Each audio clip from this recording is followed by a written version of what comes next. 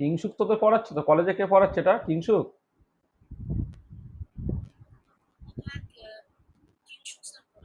হুম। হুম। তো কি মানে কিংসুক মানে আমার মতোই পড়াচ্ছে, মানে আমি যা পড়াচ্ছি কি অন্য কিছু বলছে নাকি?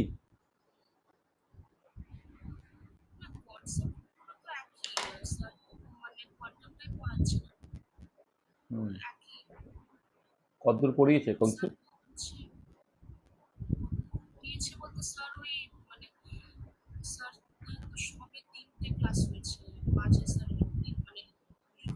হুম।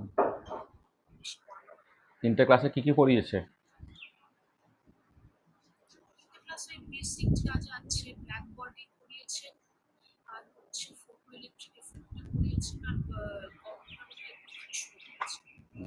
ঠিক আছে, ঠিক আছে, করো। কিংসুক কি আমার বই ফলো করে? তারাদা তো আমার বই ফলো করবে বলে। কিংসুক কি আমার বই ফলো করে বলেছে?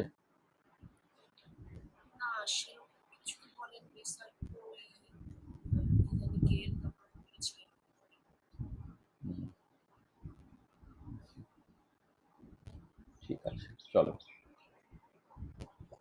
চলো আমরা শুরু করি, হ্যাঁ?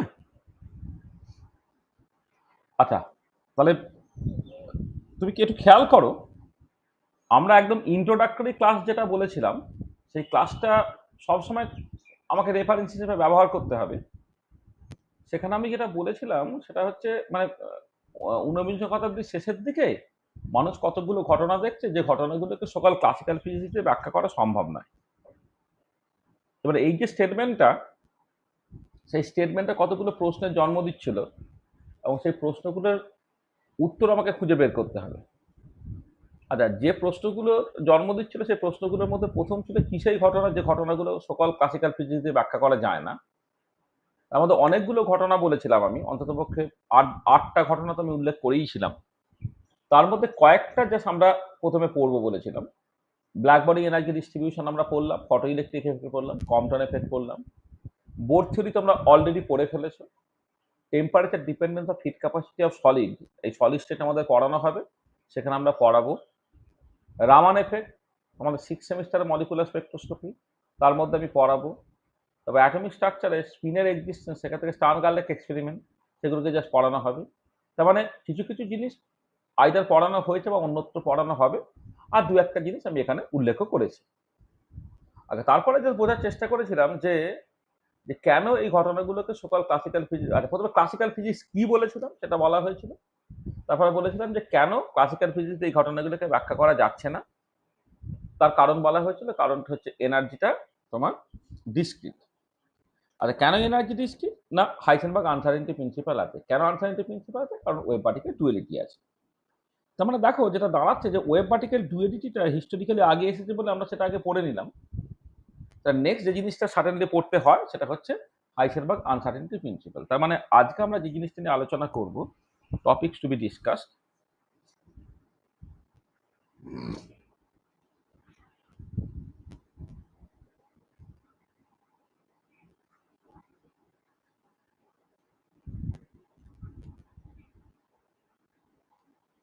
সেটা হচ্ছে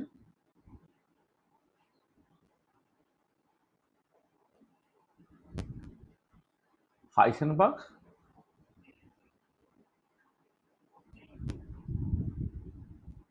আনসার্টেনটি প্রিন্সিপাল। আচ্ছা, এই লেকচারে এই হাইসেনবার্গ আনসার্টেনটি প্রিন্সিপালটাকে বারবার ব্যবহার করতে হবে বলে আমি একটুখানি ওর অ্যাব্রিভিয়েশনটাকে ব্যবহার করবো, হাইসেনবার্গ আনসার্টেনটি এইচইউপি। এইটা নিয়ে আজকে আমাদের টোটাল আলোচনাটা চলবে। আচ্ছা, প্রথমেই আমরা হাইসেনবার্গ আনসার্টেনটি প্রিন্সিপালের স্টেটমেন্টটা দিয়ে শুরু করি, তারপর স্টেটমেন্টটা কোথা থেকে আসছে বা তার অরিজিন কি সেইটা নিয়ে আমরা কথাবার্তা বলবো। আচ্ছা, স্টেটমেন্টটা মানে মূলত পজিশন মোমেন্টাম আনসার্টেনটি প্রিন্সিপালের স্টেটমেন্টে আগে এসেছিল, তারপরে এনার্জি টাইম আনসার্টেনটি প্রিন্সিপাল এসছে। পজিশন মোমেন্টাম আনসার্টেনটি প্রিন্সিপাল যেটা বলছে সেটা হচ্ছে এই যে position and momentum of a particle cannot be determined simultaneously with arbitrary precision. তাহলে কি বলছি না, position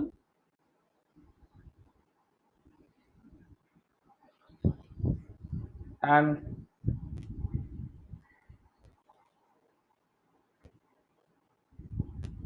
momentum of a particle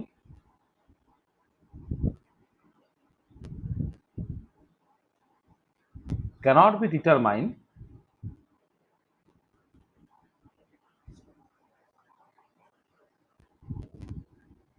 simultaneously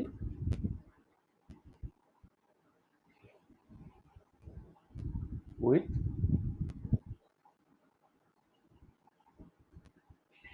arbitrary precision.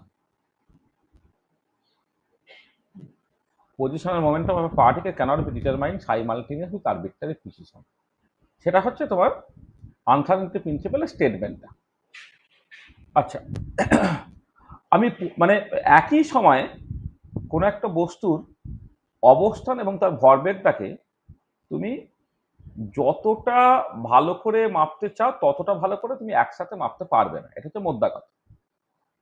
তাহলে প্রথমে এই যে স্টেটমেন্টটা আমরা এখানে উল্লেখ করলাম, সেই স্টেটমেন্টটা, এটা বেসিক্যালি হাইসেনবার্গ আনসার্টেনিটি প্রিন্সিপাল। এই স্টেটমেন্টটার অরিজিনটা একটুখানি বোঝার চেষ্টা করি, যে কেন হঠাৎ করে এরকম ভাবলেন হাইসেনবার্গ 1925 সালে, যে এটা এসেছিল 1925 সালে, 1924 সালে ওয়েভ পার্টিকেল ডুয়ালিটি, আর 1925 সালে হাইসেনবার্গ আনসার্টেনিটি প্রিন্সিপাল। তাহলে এই যে হাইসেনবার্গ আনসার্টেনিটি প্রিন্সিপাল, মানে হাইসেনবার্গ কেন হঠাৎ করে ভাবলেন যে পজিশন এবং মোমেন্টাম দুটোকে সাইমালটেনিয়াসলি আরবিট্রারি প্রিন্সিপাল মাপা যাবে না। আচ্ছা, এর যদি অরিজিনটা একটুখানি বোঝার চেষ্টা করি, এটা কিভাবে অরিজিনেট করছে, অরিজিনটা যদি আমি দেখি। আচ্ছা, অরিজিনটাকে এক্সপ্লেন করার জন্য দুরকম ভাবে এক্সপ্লেন করা যেতে পারে। একটা হচ্ছে এই পার্টিকেল অ্যাসপেক্ট অফ লাইট,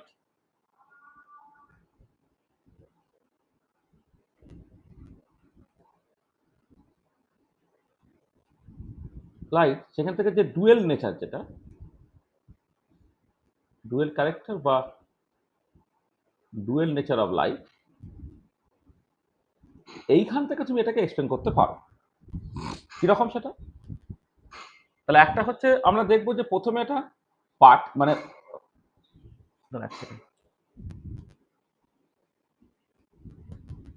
আওয়াজ হচ্ছে, হ্যাঁ, তাহলে যে লাইটের যে পার্টিকেল ক্যারেক্টার বা লাইটের যে ডুয়েল নেচার, সেইটা দিয়ে আমি এটাকে এক্সপ্লেন করতে পারি। আবার পরে দেখবো যে তোমার পার্টিকেলের যে ওয়েভ নেচার, সেখান দিয়ে এটাকে এক্সপ্লেন করা যায়। হ্যাঁ, মানে বেসিক্যালি ওয়েভ পার্টিকেল ডুয়েলিটি, সেটা কিন্তু অ্যাকচুয়ালি ইম্পর্টেন্ট রোল প্লে করবে। আচ্ছা, জাস্ট প্রথমে একটুখানি বুঝে নাও যে আমি আগে মুখে বলে নিই, তারপর আমি লিখে দিচ্ছি, যে কোনো একটা পার্টিকুলার পার্টিকেলের পজিশনটাকে তুমি অ্যাকুরেটলি দেখতে চাইছো। মাইক্রোস্কোপিক বা ছোট বা সাবঅ্যাটমিক পার্টিকেল যদি হয়, তাহলে তার পজিশনটাকে যদি দেখতে গেলে তোমাকে মাইক্রোস্কোপ ব্যবহার করতে হবে। আচ্ছা, এবারে মাইক্রোস্কোপের যে রেজলিউশন পাওয়ার, যেটা কোথায় বলতো,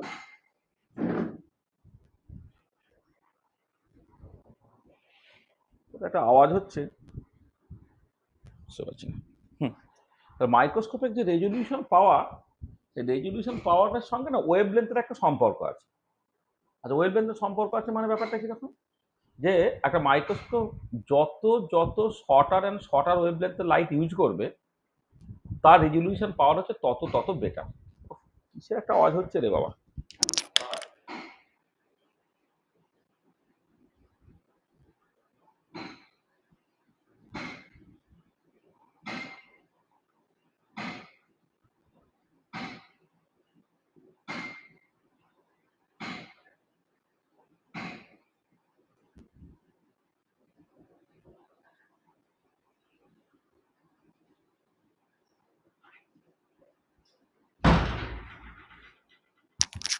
বাইরে ভেতরে, হ্যাঁ।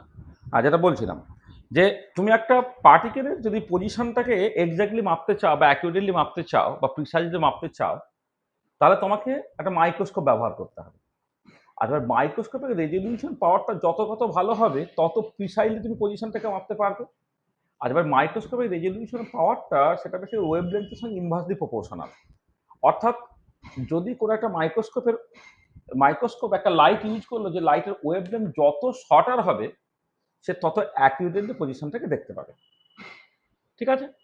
তাহলে এবারে দেখো, ধরো আমি যখন পজিশনটাকে অ্যাকিউরেটলি মাপতে চাইলাম, আমি shorter wavelength light use করছি, কিন্তু এই আমরা একটু আগে ওয়েভ পার্টিকেল ডুয়েলিটি থেকে বা মানে কম্পটন এফেক্ট থেকে আমি যেটা দেখে নিয়েছি, সেটা হচ্ছে এই যে যে যদি কোনো একটা লাইট মানে লাইট যে কালেকশন অফ ফোটনস, তো একটা লাইটে যদি ওয়েভলেন্থ ল্যামডা হয় তার সঙ্গে associated momentum p equal to h by lambda, অর্থাৎ ওয়েভলেন্থ যত শর্ট হবে তার সঙ্গে অ্যাসোসিয়েটেড মোমেন্টাম তত বেশি হবে।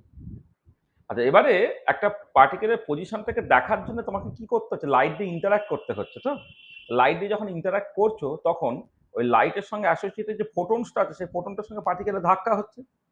যখন এই ফোটনের সঙ্গে পার্টিকেলের ধাক্কা হচ্ছে, ওই ফোটনটার সঙ্গে অ্যাসোসিয়েটেড যদি একটা মোমেন্টাম থাকে, সেই মোমেন্টাম যে পার্টিকেলের মোমেন্টামটাকে চেঞ্জ করে দেবে। তার মানে কি, তোমার তো উদ্দেশ্য ছিল পার্টিকেলটাকে ঠিক করে দেখা, কিন্তু তুমি তো মোমেন্টামটাকে চেঞ্জ করতে চাওনি। তার মানে কি, পজিশনটাকে এক্স্যাক্টলি দেখতে গিয়ে তুমি মোমেন্টামটাকে ঘেঁটে ফেললে, মোমেন্টামটাকে গন্ডগোল করে ফেললে, মোমেন্টামকে আনসার্টেন করে ফেললে। তার মানে পরিষ্কার দেখো যে যদি তুমি ভীষণ অ্যাকুরেটলি পজিশনটাকে দেখতে চাও, তাহলে ভীষণ শর্ট একটা ওয়েভলেন্থের লাইট ইউজ করবে, তার সঙ্গে অ্যাসোসিয়েটেড মোমেন্টামটা অনেক বেশি হবে। তার মানে পার্টিকেলের মোমেন্টামটা তোমার অনেক বেশি পাল্টে যাবে। ঠিক আছে, বুঝতে পারলে? বুঝতে পেরেছো?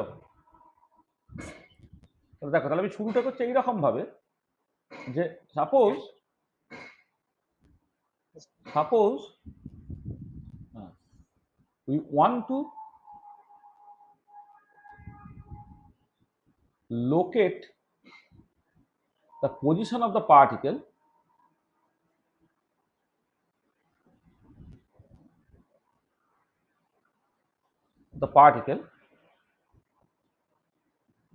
accurately. We want to locate the position of the particle accurately. So we have to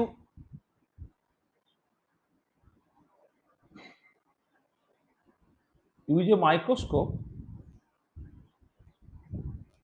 having higher resolution power,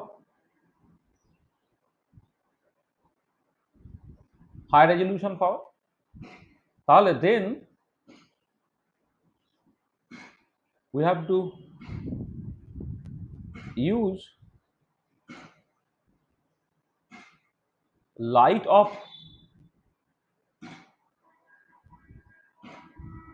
shorter wavelength, মানে একটা লাইটের ওয়েভলেন্থ যত শর্ট হবে তত রেজলিউশন পাওয়ারটা বেশি হবে, তত অ্যাকুরেটলি তুমি পার্টিকেলটাকে দেখতে পারবে। এবারে জানো, we know momentum, we know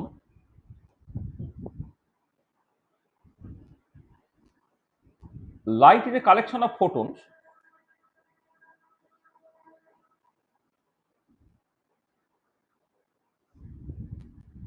Light is a collection of photons. এটা আমি জানি, ঠিক আছে। এবারে momentum associated to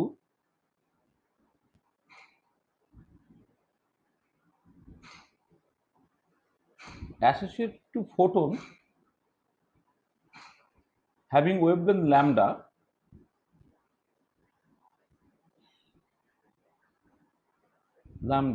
is p equal to h by lambda। তার মানে কি দাঁড়াচ্ছে যে shorter the wavelength,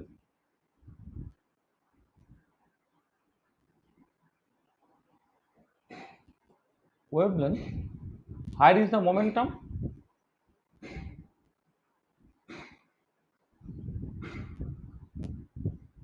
shorter the wavelength, higher is the momentum। হ্যাঁ, দেখে না, so we know light is a collection of photons, momentum associated to photon having wavelength lambda is p equal to h over lambda। এই contrast effect যখন তুমি করলে তখন দেখো যদি একটা লাইটের ওয়েভলেন্থ ল্যামডা তার সঙ্গে অ্যাসোসিয়েটেড যে মোমেন্টাম পিটা h over lambda, সেটা আমি অলরেডি দেখেছিলাম। ঠিক আছে, হলো? তাহলে এবার দেখো, shorter the wavelength higher is the momentum. তাহলে ওয়েভলেন্থ যত তুমি শর্ট ব্যবহার করবে তার সঙ্গে অ্যাসোসিয়েটেড মোমেন্টামটা তো অনেক বেশি হবে। তার মানে এবারে তাহলে যদি হয় when the photon collide with the particle, then momentum of the particle will change. Or when the photon collide with the particle, the momentum of the particle will change. তখন কি হবে? পার্টিকেলের মোমেন্টামটা চেঞ্জ হয়ে যাবে, তার মানে momentum become uncertain.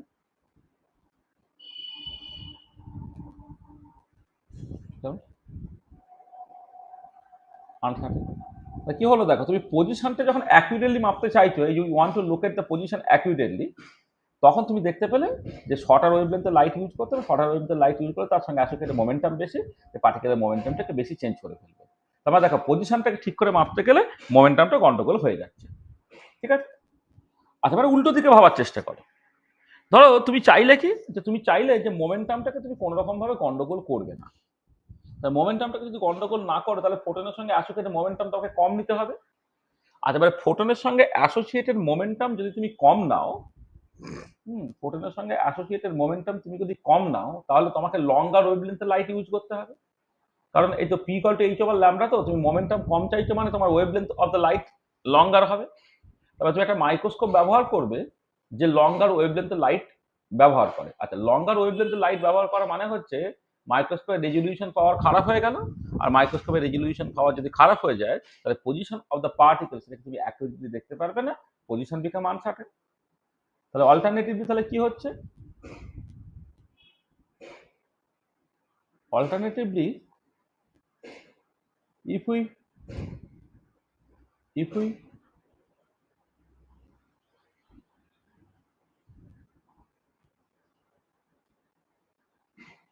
if we do not want to change the momentum of the particle,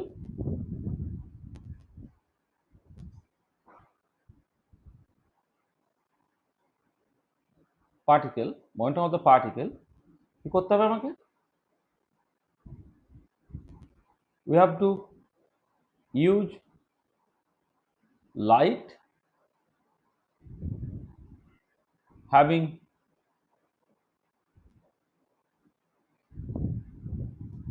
lower momentum, that is we have to use light না করে we have to use photon লিখি। we have to use photons, we have to use photons having lower momentum, that is light of longer wavelength। এটা লঙ্গার ওয়েভলেন্থে light use করতে হবে। আর longer the wavelength of light,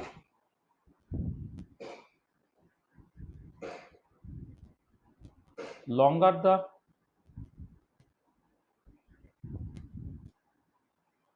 wavelength of light, poorer will be the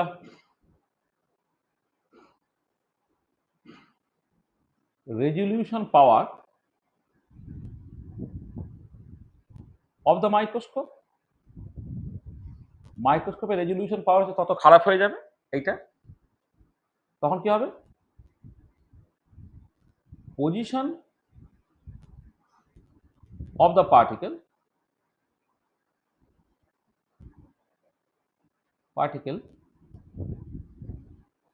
cannot be determined accurately, তার মানে position will be uncertain।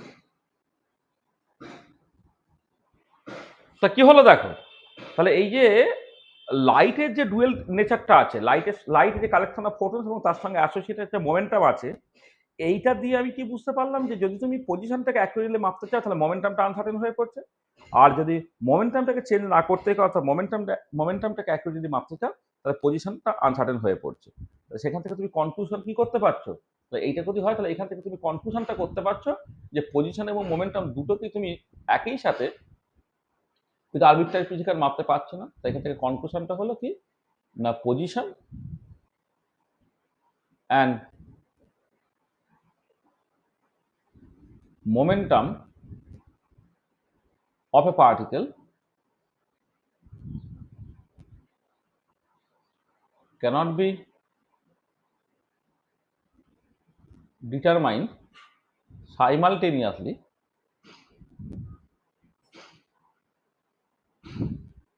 with arbitrary precision. ঠিক আছে, তাহলে position and momentum of a particle cannot be determined with arbitrary precision. This is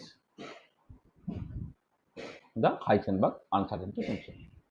তো বুঝতে পারলে যে কেন পজিশন এবং মোমেন্টাম দুটোকে সাইমালটেনিয়াসলি উইথ আরবিট্রারি প্রিসিশন মাপা যাচ্ছে না। বুঝতে পেরেছো?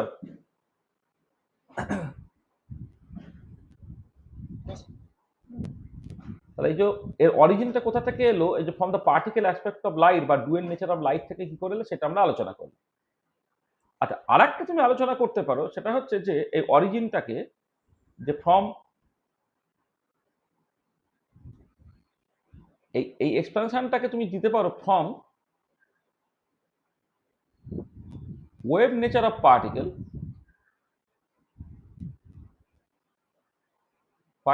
or dual nature of particle, এইটা দিয়েও তুমি এটাকে এক্সটেন্ড করতে পারো। আগেরটা যেমন আমি লাইট, যেটা তুমি এতদিন ওয়েভ হিসেবে জানতে, তার যে পার্টিকেল ক্যারেক্টার বা ওটা যে কালেকশন অফ ফটো তার রেসপেক্টে এক্সটেন্ড করলে, আর এই আনসার্টেনিটি প্রিন্সিপালটাকে আমি আরেক রকম করে বোঝার চেষ্টা করছি, যেটা বেসিক্যালি হচ্ছে যে পার্টিকেল তার সঙ্গে অ্যাসোসিয়েটেড একটা ওয়েভলেন্থ আছে বা তার যে একটা ওয়েভ নেচার আছে তার টার্মসে। আচ্ছা, তুমি যেটা এই ডি ব্রগলি ওয়েভ পার্টিকেল ডুয়ালিটিকে এটা দেখেছো,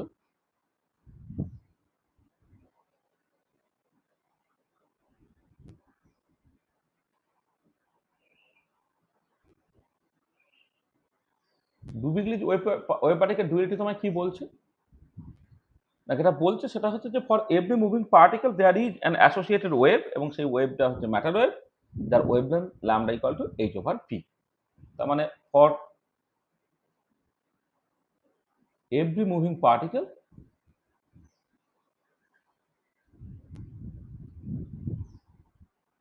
there is an associated wave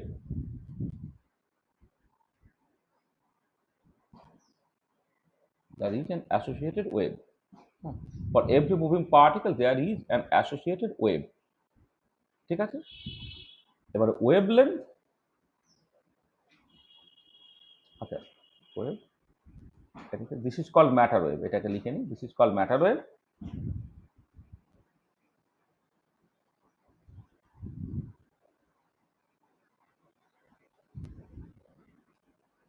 matter wave আর wavelength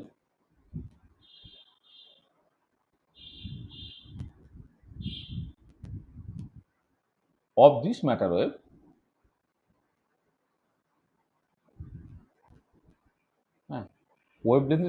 wavelength of this matter wave lambda equal to h/p বা h/mv। এটা আমি আগের দিন আলোচনা করেছি, যেটা হচ্ছে D Broglie wave particle duality, সেখানে প্রত্যেকটা পার্টিকেল তার সঙ্গে অ্যাসোসিয়েটেড একটা ওয়েভ আছে। এবার আমি নেক্সট যেটা বলেছিলাম যে what is the nature of the matter wave, what is the nature of the matter wave. তাহলে আমি যেটা জানতে চেয়েছিলাম যে what is the nature of this matter wave, তাহলে ম্যাটার ওয়েভের নেচারটা কি, ঠিক আছে। আচ্ছা, যে what is the nature of the matter wave, এইটার উত্তর খুঁজতে গিয়ে আমরা প্রথমে যেটা বলেছিলাম যে এটা is it a plane wave having definite momentum?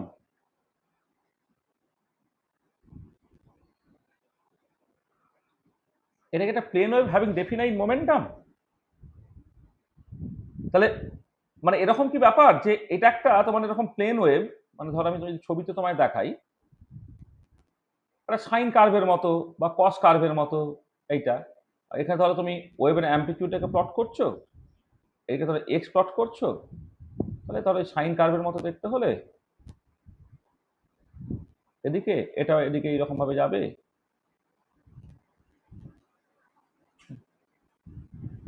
একটা সাইন ওয়েভ এরকম টাইপের দেখতে, এটা ঠিক আছে। এটা এটাকে অনেক সময় এইরকম ভাবে তুমি লিখতে পারো, একটা এ ইন্টু সাইন এই ওমেগা টি প্লাস মাইনাস কে এক্স, এই টাইপের জিনিসটা, যেখানে তোমার এনার্জিটা হচ্ছে তোমার এইচ ক্রস ইন্টু ওমেগা হয়, অ্যান্ড মোমেন্টামটা হচ্ছে তোমার কে ইন্টু এইচ ক্রস।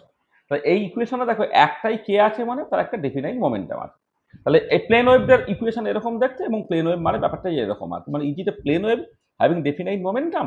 এটা দেখো মোমেন্টাম ডেফিনাইট মানে হচ্ছে মোমেন্টামের আনসার্টেনটি জিরো। তার মানে ডেফিনাইট মোমেন্টাম মানে তার মোমেন্টামটা ফিক্স। তো ডেফিনাইট মোমেন্টাম ইমপ্লাই করছে uncertainty in momentum delta P, সেটা হচ্ছে তোমার zero. Uncertainty in momentum delta P, সেটা হচ্ছে তোমার জিরো। ঠিক আছে। আচ্ছা, এবারে এই যে প্লেন ওয়েভ তার পজিশনটা কি তুমি দেখো, যেটা আমি আগের দিন আলোচনা করেছিলাম, যদি এইটা তোমার ম্যাটার ওয়েভ হয় তাহলে তার পজিশনটা কিন্তু কমপ্লিটলি আনসার্টেন। দেখো, but plane wave is completely delocalized,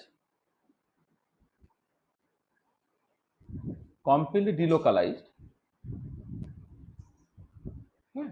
plane wave তোমার কিছু কমপ্লিটলি ডিলোকালাইজ, তুমি দেখতেই পাচ্ছ এটা মাইনাস ইনফিনিটি থেকে প্লাস ইনফিনিটি, মানে ওয়ান ডাইমেনশনে যদি কনসিডার করো মাইনাস ইনফিনিটি থেকে প্লাস ইনফিনিটি যেদিকে খুশি যত খুশি যেতে পারে। হ্যাঁ, plane wave is completely delocalize. তার মানে কি হচ্ছে যে পজিশন অফ দ্য পার্টিকেল এটা প্লাস ইনফিনিটি থেকে মাইনাস ইনফিনিটি যেখানে খুশি থাকতে পারে, অর্থাৎ পজিশনটা কমপ্লিটলি আরবিট্রারি হয়ে যাচ্ছে। Position of the particle is completely arbitrary, অর্থাৎ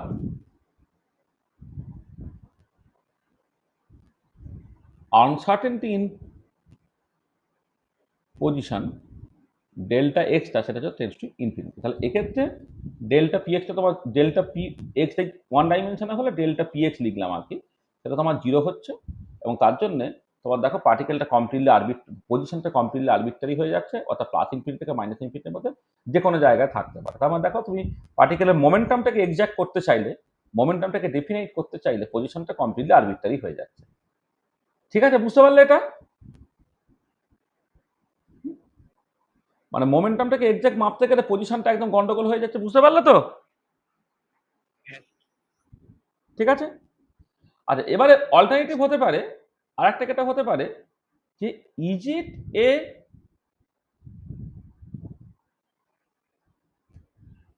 superposition of infinite number of plane waves, superposition of infinite number of plane waves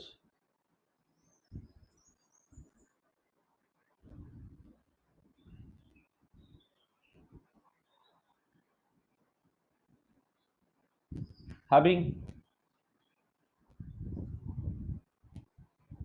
different momentum। যে what is the nature of the plane wave, যখন আমি বললাম প্রথমে ভাবলাম যে মানে এই যে is it the plane wave having definite momentum, সেটা দেখলাম হলে তোমার পজিশনটা কমপ্লিটলি আরবিট্রারি হয়ে যায়। কিন্তু তুমি আগের দিনে আমি আলোচনা করেছি, কিন্তু পার্টিকেলের পজিশন কমপ্লিটলি আরবিট্রারি হয় না, কয়েকটা নির্দিষ্ট মুহূর্তে সে একটা পার্টিকুলার জায়গা বা একটা পার্টিকুলার রিজিয়নে অ্যাটলিস্ট থাকে। তারপর আমি বললাম যে is it a superposition of infinite number of plane waves having different momentum. এটা কি এমন হতে পারে যে infinite number of plane wave with different momentum তার সুপারপজিশন?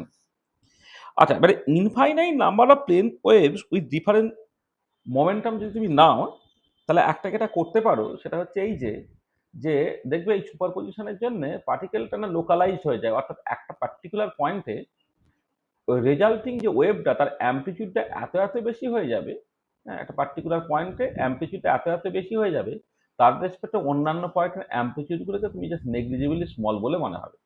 যে এক্সাম্পল আমি দিয়েছিলাম যে দুটো ওয়েভ সুপারপোজ করছে, একটা সমুদ্রের দিক থেকে একটা ওয়েভ আসছে, আর পাড়ে ধাক্কা লেগে যে ঢেউটা ফিরছে, সেই একটা ওয়েভ। এই দুটো ঢেউ যখন সুপারপোজ করে, তুমি দেখেছো যে সমুদ্রের পাড় থেকে একটু দূরে গিয়ে এই দুটো ওয়েভ যখন তোমার ওই ধাক্কা খেলো, সুপারপোজ করলো, তখন ওই জায়গায় ঢেউটা অনেকটা উঁচু হয়ে যায়, অনেকটা উত্তাল হয়ে যায় অন্যান্য জায়গার রেসপেক্টে। তার মানে দুটো ওয়েভেই যদি দেখতে পাও যে তাদের রেজাল্টেন্টটা হচ্ছে একটা পার্টিকুলার পয়েন্টে লোকালাইজ হয়ে গিয়ে অ্যাম্পলিটিউড অনেক বেশি হয়ে গেছে, তাহলে infinite number of planes wave যদি তুমি নাও, দ্যার ইজ এ পসিবিলিটি যে একটা পার্টিকুলার পয়েন্টে অ্যাম্পলিটিউড অন্যান্য জায়গা থেকে এত এত বেশি হয়ে যাচ্ছে যে পার্টিকেলটা তোমার মনে হবে লোকালাইজ হয়ে গেছে। তাহলে এই ধরনের সিচুয়েশনে যেটা হবে, তোমার করসপন্ডিং ওয়েভটা ধরো এরকম দেখতে হবে, একটা পার্টিকুলার পয়েন্ট আছে, এই পার্টিকুলার পয়েন্টই সে বেসিক্যালি পিক। তাহলে এইখানে তোমার সাই এক্সটা আছে, এইটা এদিকে এক্স, এটা ধরো একটা পার্টিকুলার পয়েন্ট, ধরে আমি বললাম সি পয়েন্ট আছে, সি পয়েন্টটা পার্টিকুলার লোকালাইজ। তাহলে এই পার্টিকুলার কেস থেকে in this case particle is localized. Particle is localized মানে হচ্ছে যে position is certain, position of the particle is definite, অর্থাৎ uncertainty position, uncertainty position delta extra এটা তোমার জিরো হয়ে যাচ্ছে। যদি এরকম, এটা হচ্ছে, এটাকে বলা ডেল্টা ফাংশন টাইপের ছবি। হ্যাঁ, মানে একটা পার্টিকুলার পয়েন্টে তার ভ্যালু থাকবে, অন্যত্র তার ভ্যালুটা থাকছে না, এইটা। ঠিক আছে, এইটা মানে এটাকে তুমি জাস্ট এইরকম ভাবে লিখতে পারো, এটাকে ডেল্টা ধরো এক্স মাইনাস সি এইরকম ভাবে লিখবে, অর্থাৎ এক্স ইকুয়াল টু সি হলে তার ভ্যালুটা থাকবে, আদারওয়াইজ সেটা শূন্য। ডেল্টা ফাংশনের মানে যেটা সেটা। তাহলে পার্টিকেলটা দেখো, যদি infinite number of planes with different momentum তার সুপার পজিশন হিসেবে তুমি কনসিডার করো, পার্টিকেলের পজিশনটা ডিফিনাইট হয়ে যাচ্ছে, অর্থাৎ আনসার্টেনিটির পজিশনটা তোমার জিরো হয়ে যাচ্ছে। আচ্ছা, এবারে এই টাইপের ছবি পেতে গেলে তোমাকে কি করতে হচ্ছে না, infinite number of planes with having different momentum নিতে হচ্ছে। তাহলে infinite number of plane waves with different momentum তার যদি সুপারপজিশন করো, তাহলে সুপারপোজ যে ওয়েভটা অর্থাৎ ম্যাটার ওয়েভটা, তার মোমেন্টাম কত? তার মোমেন্টাম যা খুশি হতে পারে। এই যে মানে infinite number of planes wave with different momentum তার সুপারপজিশন নিয়েছে, তার মানে তার মোমেন্টামটা যা খুশি হতে পারে। তার মানে কি হচ্ছে যে, but in this case momentum of the particle is completely arbitrary. Particle is completely arbitrary, এইটা অর্থাৎ সেখান থেকে তোমার uncertainty in momentum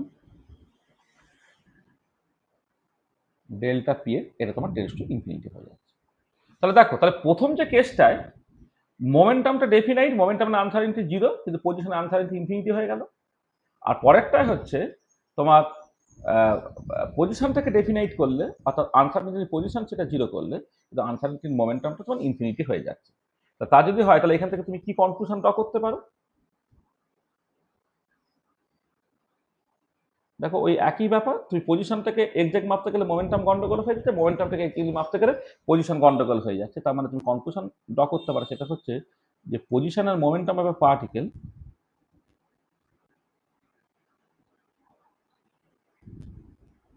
momentum of a particle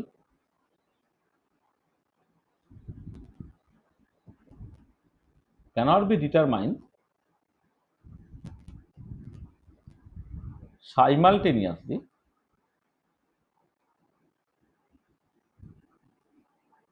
with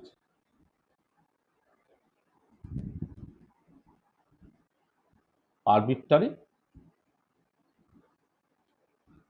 precision। এটাই হচ্ছে তোমার হাইজেনবার্গ আনসার্টেনিটি প্রিন্সিপাল। দেখো, তাহলে পার্টিকেলের যে ওয়েভ ক্যারেক্টার, সেইটা দিয়েও তুমি কিন্তু একই রকম ভাবে দেখাতে পারছো যে পজিশন এবং মোমেন্টাম দুটোকে সাইমালটেনিয়াসলি উইথ আরবিট্রারি প্রিসিশন তুমি মাপতে পারবে না। ঠিক আছে? আর প্রথমে যে প্রশ্নটা করলে তুমি, সেই প্রশ্নটার অ্যান্সারটা বোঝা গেল? ঠিক আছে তো? ভালো, বাকি তো সবাই বুঝতে পেরেছো যা বলেছি এখন পর্যন্ত?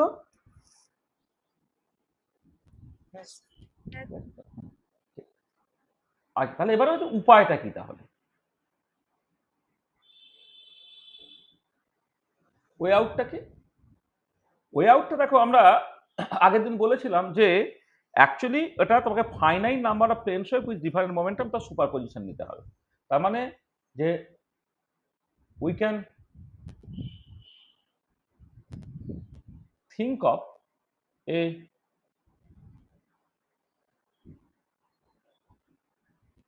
superposition of finite number of plane waves with different momentum। আমি finite number of plane waves with different momentum ভাবতে পারি। This gives a wave packet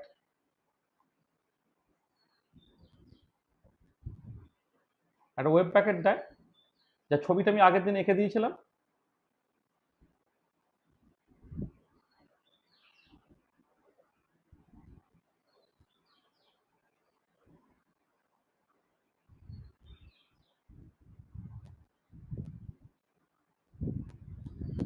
হ্যাঁ, একটা এনভেলপ এঁকেছো তুমি?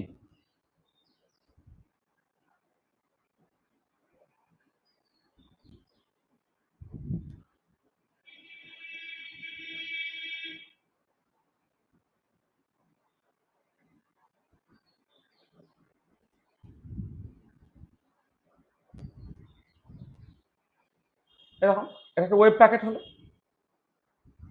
আচ্ছা, এবারে ওয়েভ প্যাকেটের ক্ষেত্রে তুমি যদি পজিশনটাকে দেখো, তার আগের মতো একটা পার্টিকুলার পয়েন্টে পিক না, তার বদলে একটা রিজিয়ন আছে, সেই রিজিয়নের মধ্যে সে বেসিক্যালি আছে। এটা হচ্ছে আনসার্টেনটি ইন পজিশন। তার মানে এই পার্টিকুলার কেসে আনসার্টেনটি ইন পজিশন, আর পজিশনটা ডেফিনাইট না, পজিশন ডেল্টা এক্স হচ্ছে একটা ফাইনাইট কিছু একটা হচ্ছে, একটা রিজিয়নের মধ্যে অ্যালডিক থাকছে, এবং তার সঙ্গে সঙ্গে uncertainty in momentum delta P এক্সটা সেটাও ফাইনাইট কিছু একটা হচ্ছে। কারণ তুমি কি ওই finite number of plane waves with different momentum নিয়েছো। তার মানে এই রেজাল্টিং ওয়েভের যে মোমেন্টামটা, সেই মোমেন্টামটা হচ্ছে মাত্র কতকগুলো তোমার প্লেন ওয়েভ, তার যে মোমেন্টাম ছিল তাদের মধ্যে কিছু একটা হবে, বা তাদের ওই মানে সুপার মানে যোগ বিয়োগ করে একটা মোটামুটি হবে, মানে যেটা হচ্ছে আনসার্টেনটি একটা থাকছে, কিন্তু আনসার্টেনটি তোমার ফাইনাইট কিছু একটা থাকছে। তো দেখো এই যে এইটাই হচ্ছে এই যে ওয়েভ প্যাকেটটা, সেটাই তোমার অ্যাকচুয়ালি ম্যাটার ওয়েভ। তাহলে পার্টিকেলের সঙ্গে অ্যাসোসিয়েটেড যে ওয়েভটা, সেটা অ্যাকচুয়ালি ম্যাটার ওয়েভ। হ্যাঁ, সেটা আমরা এই আগের দিনে এটা নিয়ে আলোচনা করেছিলাম, দেখো এখন সেটা দেখতে পেলাম। তার মানে আলটিমেটলি যেটা দাঁড়াচ্ছে সেটা হচ্ছে এই যে ওয়েভ পার্টিকেল ডুয়েলিটিটাই অ্যাকচুয়ালি কালপ্রিট। ওয়েভ পার্টিকেল ডুয়েলিটিটা আছে বলি সেটা লাইটের লাইট যেটা ওয়েভ বলে জানতে তার পার্টিকেল ক্যারেক্টার ভাবতে পারো, বা পার্টিকেল তার ওয়েভ ক্যারেক্টার ভাবতে পারো। যাই হোক, দুদিক থেকেই ব্যাপারটা হচ্ছে ওয়েভ পার্টিকেল ডুয়েলিটি। তাহলে ওয়েভ পার্টিকেল ডুয়েলিটিটাই অ্যাকচুয়ালি ক্রুশিয়াল রোলটা প্লে করছে, যে কেন পজিশন এবং মোমেন্টাম দুটোকে সাইমালটেনিয়াসলি উইথ আনপ্রেডিক্টেড ফিজিক্যাল মাপতে পারছো না, অর্থাৎ কেন হাইসেনবার্গ আনসার্টেনটি প্রিন্সিপাল আছে। ঠিক আছে? তাহলে তুমি অ্যাট মোস্ট যেটা করতে পারো সেটা হচ্ছে যে পজিশনটা একটা রিজিয়নের মধ্যে আর মোমেন্টাম একটা রিজিয়নের মধ্যে তুমি রাখতে পারো। তাহলে এবারে নেক্সট যে কোশ্চেনটা অটোমেটিক্যালি আসে, কোশ্চেনটা যেটা অটোমেটিক্যালি আসে সেটা হচ্ছে যে কতটা ভালো করে তুমি পজিশন এবং মোমেন্টামটাকে তুমি মাপতে পারবে। তাহলে কোশ্চেনটা আসে হচ্ছে যে how much extent we can, বা হাউ মাচ অ্যাকিউরেটলি লিখি, হাউ মাচ এক্সটেন্ড না করে how much accurately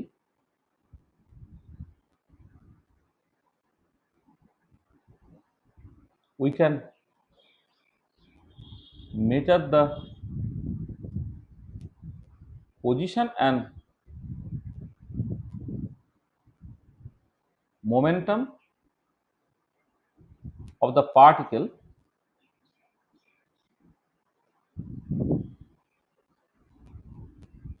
simultaneously.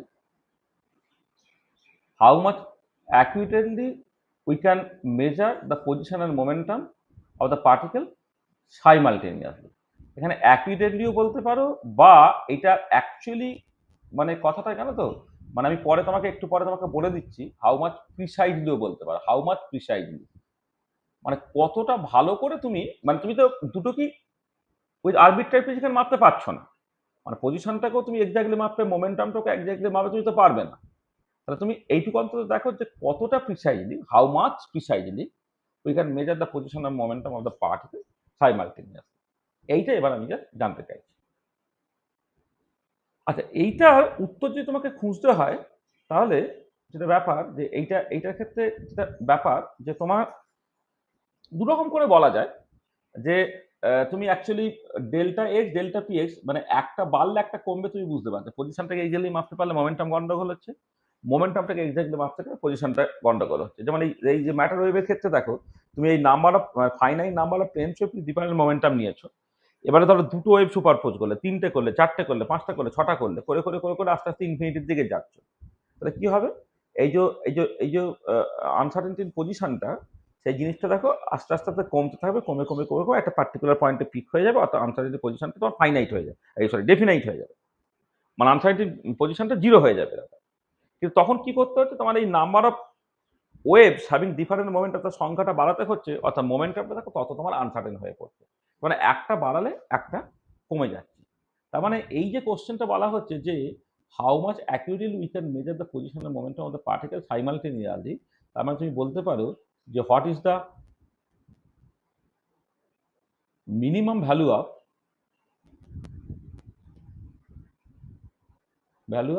Delta x into delta P x.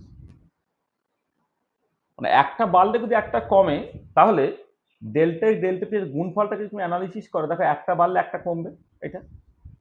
আর কেউ এটা বলতে পারো delta x plus delta P x এইভাবে করবে, কিন্তু delta x plus delta P x যদি করো, তাহলে তো সার্টেনলি হচ্ছে এক্স আর ডেল্টা পি এক্স তাদের যেহেতু ইউনিট বা ডাইমেনশন আলাদা, তাহলে পজিটিভ মানে যোগটার যা সিম্পলি কোনো মানে থাকে না। যে delta x delta P x যদি গুণ করে দাও, সেটা এইচ পার্সেন্ট ইউনিট দেয় আর কি, হ্যাঁ, জুল পার সেকেন্ড দেয়, হ্যাঁ, সেটা একটা জাস্ট ফিজিক্যাল মানে থাকবে। ওই জন্য লোকে delta x delta P x এই গুণফলটাকে মিনিমাইজ করার চেষ্টা করে, তাহলে যোগফলটাকে না। যদি যোগফলটাও মিনিমাইজ করে, তাহলে একটা বাড়লে একটা কমবে, কিন্তু তাতে খুব বেশি লাভ হচ্ছে না, কারণ এক্ষেত্রে পজিশন এবং মোমেন্টাম দুটো হচ্ছে তোমার পুরো দুটো ডিফারেন্ট ডাইমেনশনাল কোয়ান্টিটি। কিন্তু গুণফল যদি কনসিডার করো, এই গুণফলটা কিন্তু একটা বেসিক্যাল মানে আছে আর কি, সেই জন্য আমি গুণফলটাকে দেখবো এটা মিনিমাম ভ্যালুটা তোমার কি হতে পারে। আচ্ছা, এই মিনিমাম ভ্যালুটা কি হতে পারে, সেই জন্যে তোমার একটা ইম্পর্টেন্ট এক্সপেরিমেন্ট ছিল, সেটাকে বলা হয় হাইসেনবার্গস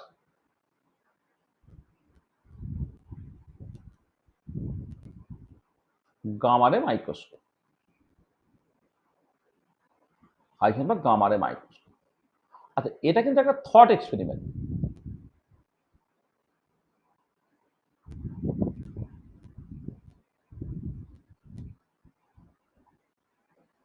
এটা একটা থট এক্সপেরিমেন্ট, মানে এক্সপেরিমেন্টটা তখন করা হয়নি, কিন্তু সমস্ত ফিজিক্সের রুল ওবে করে যদি এক্সপেরিমেন্টটা করা হতো, তাহলে রেজাল্টটা কেমন হতো আর কি, সেইটা এইখান থেকে ডেমনস্ট্রেট করা হচ্ছে। আচ্ছা, এখানে কিন্তু বলি যে গামা রে কেন ব্যবহার করা হচ্ছে, মানে একটা মাইক্রোস্কোপ যে অ্যাকচুয়ালি গামা রে ইউজ করে। কারণ দেখো, চেনা যে সমস্ত ইলেকট্রোম্যাগনেটিক রেডিয়েশন গুলো আছে, তার মধ্যে গামা রে হচ্ছে শর্টেস্ট ওয়েভলেন্থ ওয়ালা ইলেকট্রোম্যাগনেটিক রেডিয়েশন। মানে যত রকমের রেডিয়েশন তুমি জানো, UV visible light, X ray, IR, microwave, তারপরে হচ্ছে ধরো রেডিও ওয়েভ, ইত্যাদি ইত্যাদি, যত রকমের ওয়েভ তুমি জানো, তার মধ্যে গামারে তার ওয়েভলেন্থটাই হচ্ছে শর্টেস্ট। তাহলে শর্টেস্ট যদি হয়, তাহলে যন্ত্রের রেজলিউশন পাওয়া তত ভালো হবে, অর্থাৎ তুমি পজিশনটাকে অ্যাকুরেটলি মাপতে চাইবে। তুমি পজিশনটাকে অ্যাকুরেটলি মাপতে চাওয়ার জন্য তুমি গামারে মাইক্রোস্কোপটাকে ব্যবহার করবে। আচ্ছা, ধরো একটা পার্টিকুলার পজিশনটা হচ্ছে এইটা, এইদিকে ডিরেকশনটা ধরো তোমার এক্স ডিরেকশন। এবারে এই পার্টিকুলার পয়েন্টটাকে তুমি দেখতে চাও, তার মানে কি তোমাকে এখানে জিনিসটাকে ফোকাস করতে হবে। আচ্ছা, এবার ফোকাস করার জন্য তোমাকে কি করতে হবে, একটা মাইক্রোস্কোপ সে বেশিটা একটা লেন্স ব্যবহার করে। এদিক থেকে লাইট এলো, সে এরকম কনভার্জ করে এই পয়েন্টে যাবে, সোজাসুজি যে আছে সে তো যাবেই, অথবা এখান থেকে লাইট এলো, সেও তোমার বেসিক্যালি কি হচ্ছে ওই পয়েন্টে তোমার বেসিক্যালি ফোকাস করবে, এটা ঠিক আছে, এই যে ব্যাপারটা। এই যে অ্যাঙ্গেলগুলো, এই অ্যাঙ্গেলগুলোকে বলা হচ্ছে তোমার থিটা, ঠিক আছে। আচ্ছা, তাহলে এই যে পজিশনটা যখন তুমি এক্স্যাক্টলি মাপতে চাইছো, তার ক্ষেত্রে এই যে আনসার্টেনটি ইন পজিশন,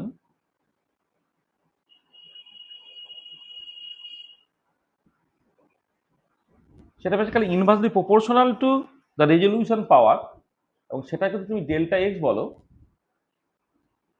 সেটা অ্যাকচুয়ালি হয় হচ্ছে তোমার ল্যামডা বাই সাইন থিটা। অর্থাৎ ল্যামডাটা যত বেশি হবে আনসাইনিটি তত বেশি হবে, যেটা আমি কোয়ালিটেটিভ অলরেডি বলে আসছিলাম। আর তার সঙ্গে একটা ইম্পর্টেন্ট ফ্যাক্টর আছে, সেটা হচ্ছে সাইন থিটা। সাইন থিটার সঙ্গে সে basically inversely proportional. Sine theta যত বেশি হবে ডেল্টা এক্স থেকে তত কম হবে।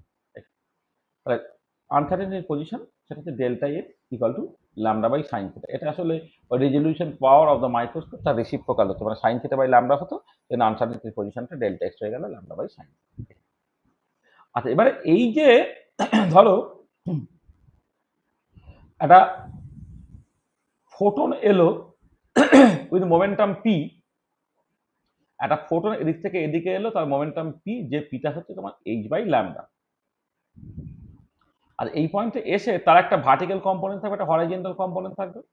তো হরাইজন্টাল কম্পোনেন্টটা কি দেখো, যদি এই অ্যাঙ্গেলটা তোমার থিটা হয়, এর হরাইজন্টাল অ্যাঙ্গেলটা তুমি ধরো ডেল্টা, মানে হরাইজন্টাল করে পি এক্স আর কি, পি এক্সটা হচ্ছে কত হবে না পি সাইন থিটা হবে, অর্থাৎ h by lambda sine theta হবে। তাহলে এটাকে মানে ফোটনের যে মোমেন্টাম তার এক্স কম্পোনেন্ট হচ্ছে পি এক্স।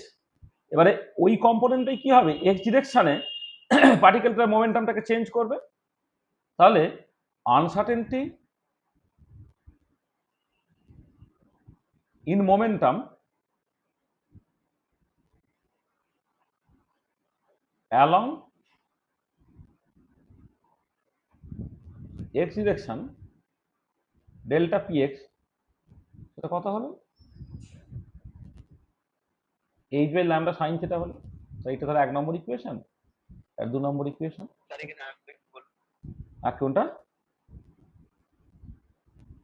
মানে এই তো বলছি দেখো, এই যে ফোটনটা আসছে পি মোমেন্টাম নিয়ে, তার একটা কম্পোনেন্ট প্লাস এক্স ডিরেকশনে থাকবে, তো সেটা কত হবে পি সাইন থিটা হবে। ঠিক আছে, মানে এই অ্যাঙ্গেলটা যদি থিটা হয় তাহলে এই হরাইজন্টাল কম্পোনেন্টটা কত হবে পি সাইন থিটা। তো ঠিক আছে।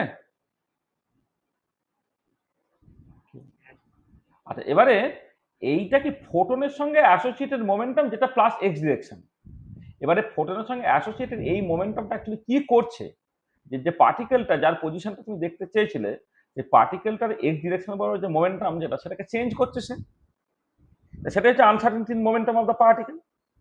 সেটাই লিখেছি, uncertainty momentum along x direction, সেটা ডেল্টা পি এক্স, এটা হচ্ছে P sine theta. P sine theta মানে H over lambda sine theta. ঠিক আছে, বুঝতে পারলে? নাও দেখো, ডেল্টা ডেল্টা পি কে তুমি গুণ করে দাও, কি দাঁড়াচ্ছে lambda by sine theta into h sine theta by lambda. Lambda lambda কেটে গেল, সাইন থিটা কেটে গেল। তার মানে ডেল্টা ডেল্টা পি, এটা অফ দ্য অর্ডার অফ সবটাই, হ্যাঁ সবটাই কিন্তু of the order of delta p of the order of কত হয়ে গেল, মানে এইচ হয়ে গেল। দেখো এই যে ডেল্টা পি এক্স, সেটা of the order of H, সেটা কি করে পেলে তুমি, হাইসেনবার্গ গামারে মাইক্রোস্কোপ এখান থেকে তুমি পেয়ে গেলে delta P x of the order of H. আচ্ছা, এইখানে সবটাই করা হচ্ছে কোয়ালিটেটিভলি। পরবর্তীকালে এক্সাক্ট কোয়ান্টাম মেকানিক্স যখন হয়েছে, তাহলে from exact quantum mechanics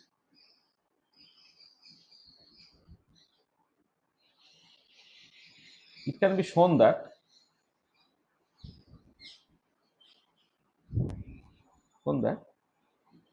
delta px, এটা অ্যাকচুয়ালি এটা equal to H cross by two. অর্থাৎ মিনিমাম ভ্যালুটা, এটা মানে এইচ এর অর্ডারে তো ঠিকই আছে, কিন্তু এক্সাক্ট ভ্যালুটা কত, এক্সাক্ট ভ্যালুটা হচ্ছে ডেল্টা পিএক্স এর মিনিমাম ভ্যালুটা হচ্ছে এইচ ক্রস বাই টু, আর delta p x greater equal to H cross by two. অর্থাৎ তার এইচ ক্রস বাই টু এর থেকে কম কখনো হতে পারবে না, তার সমান বা তার থেকে বেশি হতে পারে।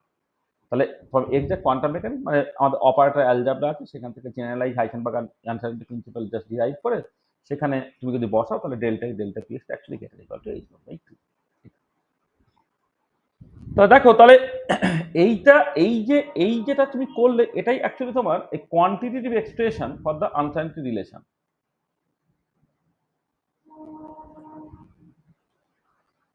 Quantitative expression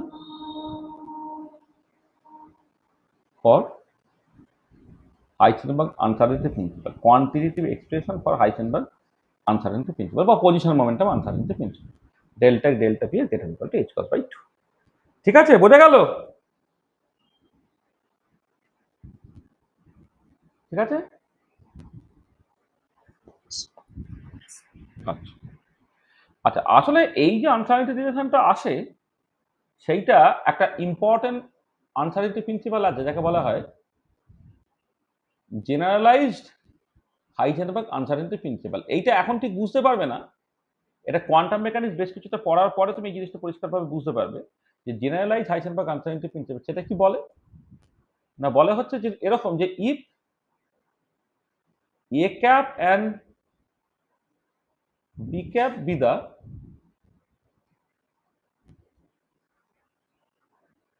quantum mechanical operator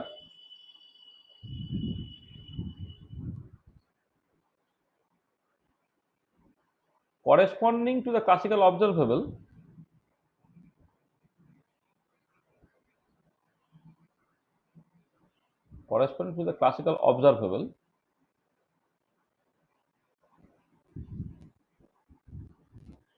A and B respectively, A and B respectively, then sigma A sigma B greater equal to A B commutator তার average value divided by twice I. So দেখো if A cap and B cap be the quantum mechanical operator corresponding to the classical observable A and B respectively, then sigma A sigma B greater equal to ওই A B commutator তার average value by twice i. আচ্ছা, এখানে এটা যারা আগে quantum mechanics কিছুটা শুনেছো বা জানো তারা জানবে, কিন্তু যারা প্রথম কোয়ান্টাম মেকানিক্স পড়ছো তারা এই ইকুয়েশনটা জাস্ট সিম্পলি মানে বুঝবে না যে এটা কোয়ান্টাম মেকানিক্সে আসছে যে কোনো ক্লাসিক্যাল অবজারভেবল যেগুলো তুমি মাপতে পারো বা দেখতে পাও, তাদের করেসপন্ডিং একটা করে কোয়ান্টাম মেকানিক্যাল অপারেটর থাকে। ঠিক আছে, তাহলে এ একটা ক্লাসিক্যাল অবজারভেবল তার একটা অপারেটর থাকবে, সেটাকে এ ক্যাপ দিয়ে লেখা হচ্ছে। বি একটা যদি কোয়ান্টাম মেকানিক্যাল অপারেটর হয় তার করেসপন্ডিং বি যদি একটা ক্লাসিক্যাল অবজারভার তার একটা কোয়ান্টাম মেকানিক্যাল অপারেটর থাকবে। আর এবার এই যে থার্ড ব্র্যাকেটের মধ্যে এ কমা বি লিখেছি মানে এটা বলে কমিউটেটর। কমিউটেটর মানে হচ্ছে A B minus B A, মানে A B minus B A, এটাকে বলে কমিউটেটর। এটা তার অ্যাভারেজ ভ্যালু বের করতে হবে বাই টোয়াইস আই, আইটা সার্টেনলি হচ্ছে √(-1)। এটা তাহলে এইটা হচ্ছে তোমার জেনারেলাইজ হাইসেনবার্গ আনসার্টেনিটি প্রিন্সিপাল। আচ্ছা, যেখানে sigma A and sigma b are the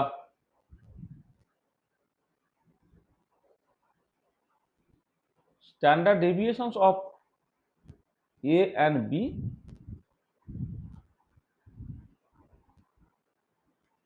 respectively, যেখানে সিগমা এ সেইটা হচ্ছে তোমার এই √(a² average minus A average square. Standard deviation এইরকম ভাবে ডিফাইন করতে হয়।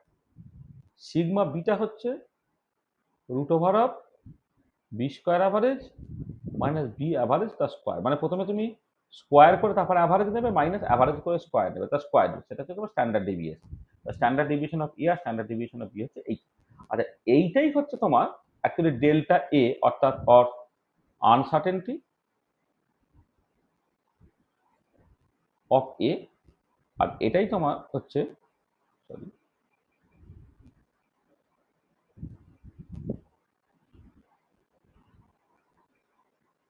এটা হচ্ছে ডেল্টা বি অর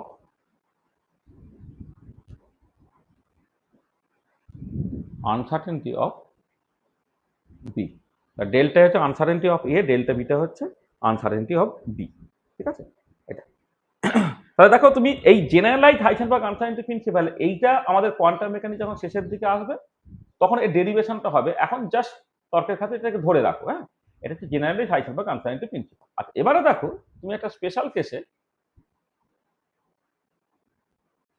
ধরে নাও এটা হচ্ছে তোমার এক্স আর বিটা হচ্ছে তোমার পিএক্স, ঠিক আছে এইটা। আর এবারে তুমি যদি এখান থেকে তাহলে সিগমা এক্স সিগমা পিএক্সটাকে করো, যেটাই বেসিক্যালি তোমার ডেল্টা এক্স ডেল্টা পিএক্স, মানে এইটা বলতে পারো এটাই হচ্ছে ডেল্টা এক্স ডেল্টা পিএক্স এইটা। এটা কি হবে greater equal to average value of x operator p x operator তা কমিউটেটর করে average value divided by twice i, এইটা। আচ্ছা এবারে এইটা হচ্ছে যে এক্স পিএক্স কমিউটেটর না আই এইচ ক্রস হয় টোয়াইস আই, কারণটা কি না এক্স পিএক্স কমিউটেটর এটা আমরা ক্যালকুলেট করবো কোয়ান্টাম মেকানিক্সের ক্ষেত্রে, এটা তোমার আই এইচ ক্রস হবে, আই আই কেটে চলে গেল, তাকে greater equal to H cross by 2 হল। তোমার সিগমা এক্স সিগমা পিএক্স যেটা বেসিক্যালি তোমার ডেল্টা এক্স ডেল্টা পিএক্স এইটা এইটা সেটা সিগমা সিগমা পিএক্স তার greater equal to H cross by 2 হলো, অর্থাৎ পজিশন মোমেন্টাম আনসার্টেনিটি প্রিন্সিপাল তুমি পেয়ে গেলে। তার মানে জেনারেলাইজ হাইজেনবার্গ আনসার্টেনিটি প্রিন্সিপাল থেকে এই যে স্পেশাল আনসার্টেনিটি প্রিন্সিপাল যেটাকে বলছি পজিশন মোমেন্টাম আনসার্টেনিটি প্রিন্সিপাল, সেটা কিন্তু আসে এটা। আচ্ছা এখানে এই যে এ আর বি দেখো পরিষ্কার যেটা দেখতে পাচ্ছ, যদি এমন হতো যে এ বি এই কমিউটেটর তোমার জিরো হয়ে গেছে এইটা, তখন কি হতো then sigma A sigma beta greater equal to zero হয়ে গেছে, তখন হচ্ছে A and B can be determine simultaneously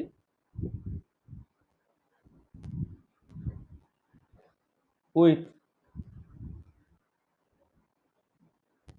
arbitrary precision। আর দুটো অপারেটর যদি কমিউট করে যায় তাহলে তোমার এই যে ইকুয়েশনটা সেই ইকুয়েশন থেকে তুমি কি পরিষ্কার দেখতে পাচ্ছ সিগমা এটা এটা জিরো হয়ে গেল, তা sigma A sigma B greater equal to zero হয়ে গেল, তখন তুমি বলবে এ আর বি দুটোকে can be determine simultaneously with arbitrary precision, অর্থাৎ তাদেরকে তুমি এক্স্যাক্টলি উইথ আরবিট্রারি প্রিসিশন মাপতে পেতে পারো। আর যদি এমন হয় যে ইফ এ বি এই কমিউটেটরটা not equal to zero, then তুমি sigma sigma B greater equal to H plus by 2 হবে, তখন A and B cannot be determined simultaneously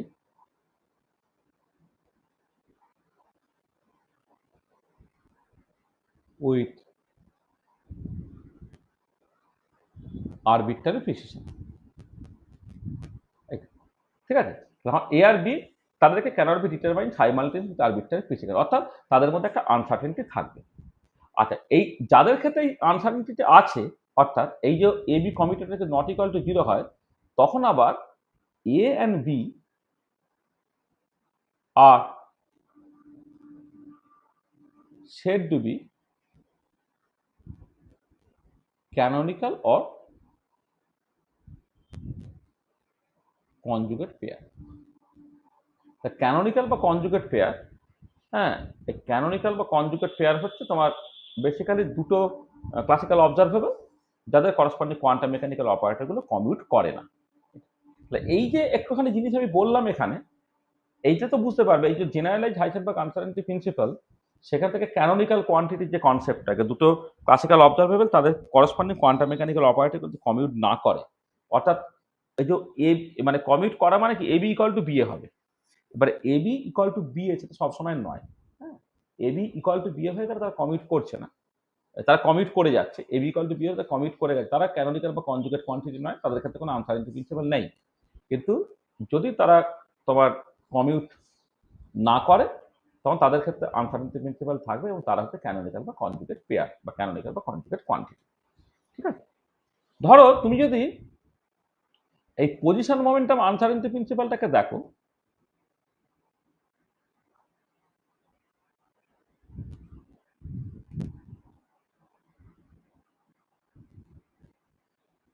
হ্যাঁ দেখো ধরো এইদিকে তুমি একটা পজিশন নিলে আর এইদিকে তার ক্যানোনিক্যাল মোমেন্টাম নিচ্ছ, ধরো মোমেন্টাম নিচ্ছ, এটা যদি এক্স হয় এটা হচ্ছে পিএক্স, অর্থাৎ তখন তুমি delta x delta P X greater equal to H cross by two পাবে। এটা যদি ওয়াই হয়, এটা হচ্ছে তোমার পিওয়াই, তখন delta Y delta P Y greater equal to H cross by two পাবে। এটা জেড, এটা হচ্ছে পিজেড, তাহলে delta Z delta P Z greater equal to H cross by two পাবে। আচ্ছা, এবারে এটা আর এটা পিআর তুমি নিতে পারো, তখন delta delta P R greater equal to H cross by two. Sommerfeld থিওরিতে থাকে না, এটা থিটা এটা পি থিটা যদি হয়, তাহলে হচ্ছে delta theta delta P theta greater equal to H cross by two. বা অ্যাঙ্গুলার পজিশন তুমি যদি ফাই যদি বলো, আর অ্যাঙ্গুলার মোমেন্টাম তুমি এল বলো, তাহলে এখান থেকে delta phi delta L greater equal to H cross by two. এটা অ্যান্সার। তার মানে এই যে পজিশন মোমেন্টাম আনসার্টেনিটি প্রিন্সিপাল, আমি যেমন শুধুমাত্র এক্স আর পিএক্স এর ক্ষেত্রে বললাম, ওয়াই পিওয়াই জেড পিজেড আর P R theta P theta phi L সবার জন্যই কিন্তু এগুলো ভ্যালিড। ঠিক আছে, তাহলে যে কোনো ক্যানোনিক্যাল পেয়ারের মধ্যেই তুমি কিন্তু পজিশন মোমেন্টাম আনসার্টেনিটি প্রিন্সিপালটাকে লিখতে পারছো। কিন্তু যদি এইটা হতো যে ধরো আনসার্টেনিটি পজিশনটা ডেল্টা এক্স আর আনসার্টেনিটি মোমেন্টাম ডেল্টা মানে পি ওয়াই, এক্স আর পি ওয়াই তারা ক্যানোনিক্যাল পেয়ার নয় বলে এইটা কিন্তু greater equal to H plus by two হবে না, বড় এটা গেটার ইকুয়াল টু জিরো হবে। বা তুমি delta x delta P Z করছো, এটা কিন্তু গেটার ইকুয়াল টু জিরো হবে। Similarly delta Y delta P X করছো, গেটার ইকুয়াল টু জিরো হবে। Delta Y delta P Z করছো, গেটার ইকুয়াল টু জিরো হবে। আর delta Z delta P X এটা গেটার ইকুয়াল টু জিরো। আর delta Z delta P Z এটা greater equal to P Y. এটা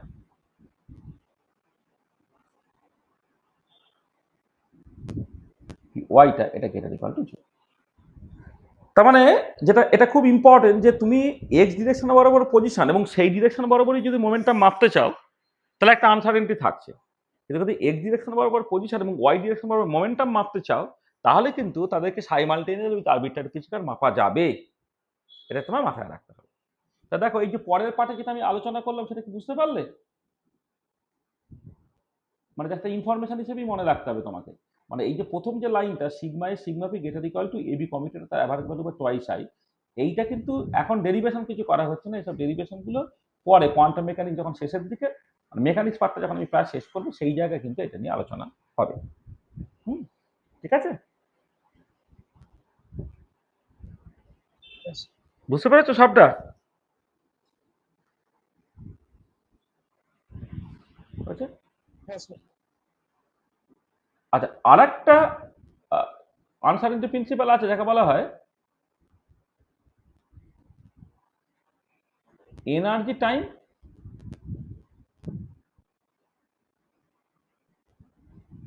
uncertainty principal. ঠিক আছে। আচ্ছা, এনার্জি টাইম আনসার্টেনিটি প্রিন্সিপালের স্টেটমেন্টটা হচ্ছে এর মতোই, মানে পজিশন মোমেন্টাম আনসার্টেনিটি প্রিন্সিপালের মতো। সেটা বলছে delta E delta t greater equal to H cross by two. এইটা যেখানে ডেল্টা ইটা হচ্ছে তোমার আনসার্টেনিটি ইন এনার্জি, সেটাকে তুমি সিগমা ই অর্থাৎ root over of E square average minus E average তার স্কোয়ার এরকম ভাবে লিখতে পারো। আর ডেল্টা টিটা হচ্ছে তোমার আনসার্টেনিটি ইন টাইম। আচ্ছা, এবার এইটা অ্যাপ্রক্সিমেটলি টাও হয়, টাওটা হচ্ছে average lifetime of quantum state. Okay, quantum state টাওটা।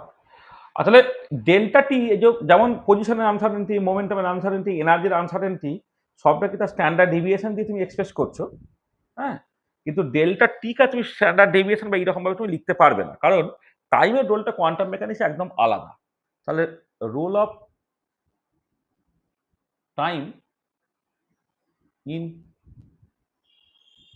Role বললে মানে এটা হচ্ছে মানে এক সেকেন্ড,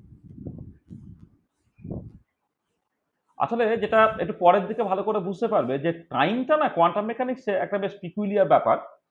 যে মানে ওই পজিশন বা মোমেন্টাম বা এনার্জিটা সব ডাইনামিক্যাল কোয়ান্টিটি, টাইমটা হচ্ছে ডাইনামিক্যাল কোয়ান্টিটি নয়, মানে time is not a dynamical variable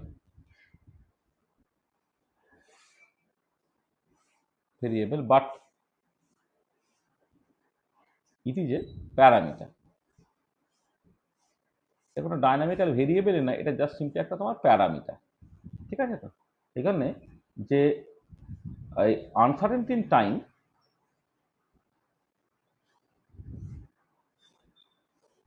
in time has a completely different meaning. Uncertainty in time has a completely different meaning in quantum mechanics. টাইমের যে মানে আনসার্টেনটি যেটা, তার মানেটা একদম কমপ্লিটলি আলাদা। সেটা কোনো রকম ভাবে তুমি স্ট্যান্ডার্ড ডেভিয়েশন হ্যাঁ তার টার্মসে লিখতে পারবে না। ওটা অ্যাকচুয়ালি যেটা হয় যে কোনো একটা পার্টিকুলার স্টেটে, ধরো একটা গ্রাউন্ড স্টেট থেকে এক্সাইটিং ইলেকট্রন স্টেট একটা ইলেকট্রনকে তুমি পাঠিয়ে দিলে, এবার ওখানে তো ইলেকট্রন সারা জীবন থাকবে না, একটা 60-এর লেভেলের পর ওটা নেমে আসবে। তাহলে অন অ্যান অ্যাভারেজ এক্সাইটেড স্টেটে ইলেকট্রনটা কতক্ষণ থাকতে পারে সেইটাই হচ্ছে তার অ্যাভারেজ লাইফ টাইম। তাহলে আনসার্টেনটি টাইমটা সেটা বেসিক্যালি তোমার অ্যাভারেজ লাইফ টাইমের সঙ্গে তোমাকে অ্যাসোসিয়েট করতে হবে, সেটা এনার্জি টাইম আনসার্টেনটি প্রিন্সিপাল। তাহলে এমনিতে পজিশন মোমেন্টাম আনসার্টেনটি প্রিন্সিপালটা আছে। এর পজিশন মোমেন্টাম মানে শুধুমাত্র লিনিয়ার পজিশন লিনিয়ার মোমেন্টাম হবে সেরকম না, অ্যাঙ্গুলার পজিশন অ্যাঙ্গুলার মোমেন্টাম হতে পারে, রেডিয়াল পার্ট অফ ডিস্টেন্স তার সঙ্গে রেডিয়াল মোমেন্টাম হতে পারে, অ্যাঙ্গুলার পার্ট অফ ডিস্টেন্স সঙ্গে অ্যাঙ্গুলার মোমেন্টাম হতে পারে, ইত্যাদি ইত্যাদি সব হতে পারে। সেটা আমি আগে অলরেডি বলেছি। হ্যাঁ, মানে বেসিক্যালি দুটো ক্লাসিক্যাল অবজারভেবল যারা একে অপরের সাথে কমিউট করে না তারা হচ্ছে ক্যানোনিক্যাল পেয়ার, তাদের জন্য তুমি আনসার্টেনটি প্রিন্সিপালটাকে জাস্ট লিখতে পারবে। আর তার সঙ্গে অ্যাডিশনালি তোমার এখানে এনার্জি টাইম আনসার্টেনটি প্রিন্সিপালটা। তা দেখো তাহলে হাইসেনবার্গ আনসার্টেনটি প্রিন্সিপালটা কি এবং তার যে বিভিন্ন ভেরিয়েশনস গুলো সেগুলো তুমি বুঝতে পারলে। আর এখানে এই যে তোমার আনসার্টেনটির যে মেজারমেন্টটা আর কি, ম্যাথামেটিক্যাল মেজারমেন্টের যে স্ট্যান্ডার্ড ডেভিয়েশন সেটাও আমি এখানে বুঝিয়েছি। এখানে জাস্ট এই যে তোমার এই সিগমা এ সিগমা বি যেটা basically standard deviation of A আর স্ট্যান্ডার্ড ডেভিয়েশন অফ বি, সেটা দিয়ে তোমাকে আনসার্টেনটি থেকে বোঝানো হচ্ছে। মানে আনসার্টেনটিটা ইজ অ্যাকচুয়ালি যে মেজার অফ স্ট্যান্ডার্ড ডেভিয়েশন, সেটা তুমি এখান থেকে পরিষ্কারভাবে বুঝতে পারছো। ঠিক আছে? হচ্ছে এখন পর্যন্ত?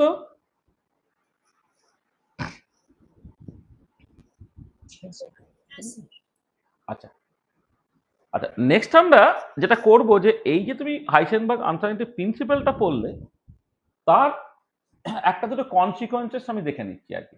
সব কনসিকোয়েন্স গুলো আজকে বলা যাবে না, আজকে অন্তত পক্ষে দুটো কনসিকোয়েন্সেস দেখে নিই।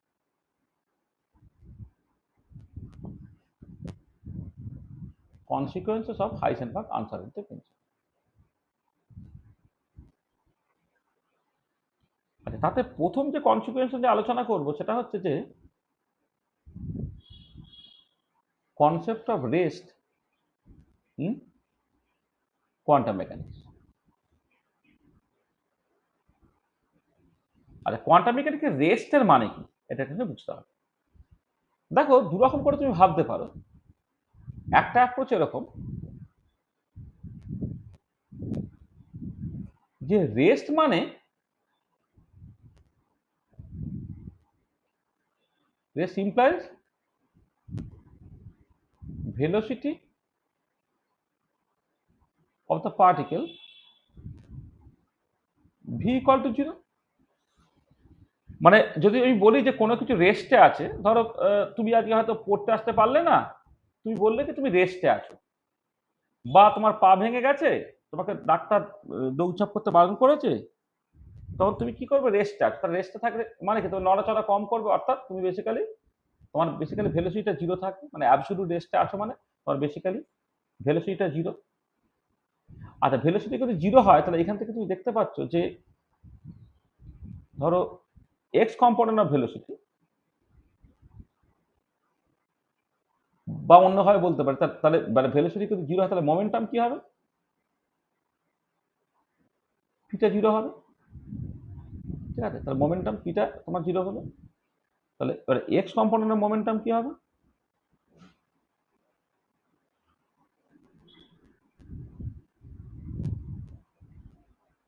px সেটা তোমার জিরো হবে, ভেলোসিটি জিরো হলে mass into velocity momentum zero, আর মোমেন্টাম জিরো হলে এক্স কম্পোনেন্টের মোমেন্টাম px, এটা তোমার জিরো হয়ে গেল। এটা এক্স কম্পোনেন্টের মোমেন্টাম সেটা তোমার জিরো। ঠিক আছে, আর এবারে দেখো তোমার যে যদি একটা পার্টিকুলার কোয়ান্টিটি জিরো হয় তাহলে তার আনসার্টেনিটিটা কি হতে পারে? আনসার্টেনিটি অফ মোমেন্টাম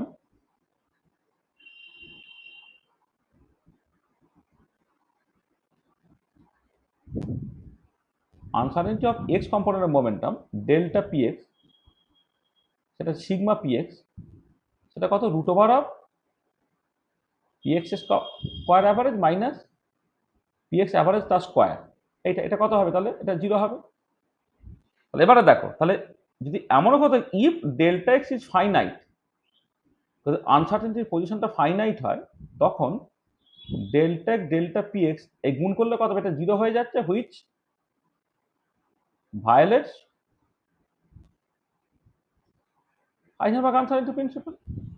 মানে ডেল্টা px যদি একটা পার্টিকেল রেস্টে থাকে তার ভেলোসিটি জিরো, সেখান থেকে মোমেন্টাম জিরো, এক্স কম্পোনেন্টের মোমেন্টাম জিরো, আর এক্স কম্পোনেন্টের মোমেন্টাম তার আনসার্টেনিটি সেটা জিরো হয়ে গেল। আচ্ছা যদি কখনো আনসার্টেনিটি ইন পজিশন সেটা তোমার ফাইনাইট হয়ে যায়, তাহলে ফাইনাইট কোয়ান্টিটির সঙ্গে জিরো গুণ করলে সেটা জিরো হয়ে যায়, which violates Heisenberg uncertainty principle. Or কি হতে পারে? Or delta x may tend to infinity. Delta p zero হওয়া সত্ত্বেও ডেল্টা এক্স ডেল্টা px এটা greater equal to h cos by 2, অর্থাৎ আনসার্টেনিটি প্রিন্সিপাল বাঁচতে পারে তখনই যখন ডেল্টা এক্সটা তোমার অ্যাকচুয়ালি ইনফিনিটি হয়ে যাবে। তাহলে দেখো কি বলছি, যে তোমার ডেল্টা pxটা যদি জিরো হয় তাহলে এটা ফাইনাইট যদি হতো তাহলে গুণ করলে এটা জিরো হয়ে যেত। এবারে যদি তুমি মনে করো যে না আনসার্টেনিটি প্রিন্সিপালটা কোনোভাবে বাঁচিয়ে রাখবে, তাহলে তোমার যেটা হতে হবে ডেল্টা এক্স ইনফিনিটি হতে হবে, ফাইনাইট হলে চলবে না। ঠিক আছে, এখানে দেখেছি or delta x delta x may tends to infinity. আচ্ছা, this is absurd for a particle in rest, যেটা কখনো হতে পারে না। মানে একটা পার্টিকেল যে রেস্টে আছে, দেখো আমি কি বলছি, যে ঠিক আছে তোমার পা ভেঙেছে, তুমি রেস্টে আছো, সেটা তোমার ভেলোসিটি শূন্য। আচ্ছা যার যদি ভেলোসিটি শূন্য হয় তাহলে এবারে সে একটা কি হচ্ছে, হসপিটালে আছে বা বাড়িতে আছে, তাহলে হসপিটাল বা বাড়িতে গেলে তাকে আমি দেখতে পাবো বা খুঁজে পাবো। আর আমি গিয়ে দেখলাম, বাড়িতে গিয়ে দেখলাম না, তোমার মা বললো যে না ও তো বাড়িতে নেই, তো ওখানে বেরিয়েছে। সেখানে গেলাম, বললো না ও তো ওখানে সিনেমা দেখতে চলে গেছে। সেখানে জিজ্ঞেস করলাম, না ও তো 10 ধরে পড়তে গেল। তাহলে এই যখন আমি এই কথাগুলো বলছি, তার মানে পরিষ্কার তুমি বুঝতে পারছো যে সে সাডেনলি রেস্ট চাইলে, কিন্তু রেস্ট মানে তার মানে তার পজিশনটা তুমি খুঁজে পাচ্ছ না, পজিশনটা কমপ্লিটলি আনসার্টেন হয়ে পড়ছে। হ্যাঁ, তাহলে পজিশনটা আনসার্টেনটা কখন হয়ে পড়বে? হয়ে পড়বে সে যখন এই মুভ করে এদিক ওদিক সেদিক চলে যেতে পারবে। তাহলে একটা পার্টিকেল যে রেস্টে আছে, অ্যাবসলিউট রেস্টে আছে, তার জন্য এটা সম্ভব না। তার মানে দেখো, এই যে যদি তুমি রেস্ট মানে মনে করো যে পার্টিকেলটা রেস্টে আছে মানে হচ্ছে তার ভেলোসিটিটা জিরো, তাহলে দেখো সে আইদার আনসার্টেনিটি প্রিন্সিপাল ভায়োলেট করে ফেলছে, অথবা তার পজিশনের আনসার্টেনিটি ইনফিনিটি হতে হবে, দুটোই তোমার আনসার্টেন, দুটোই তোমার অ্যাবসার্ড হচ্ছে। তার মানে তুমি পরিষ্কার বুঝতে পারলে অ্যাবসলিউট রেস্ট বলতে কিছু হয় না। ঠিক আছে, বোঝা গেল?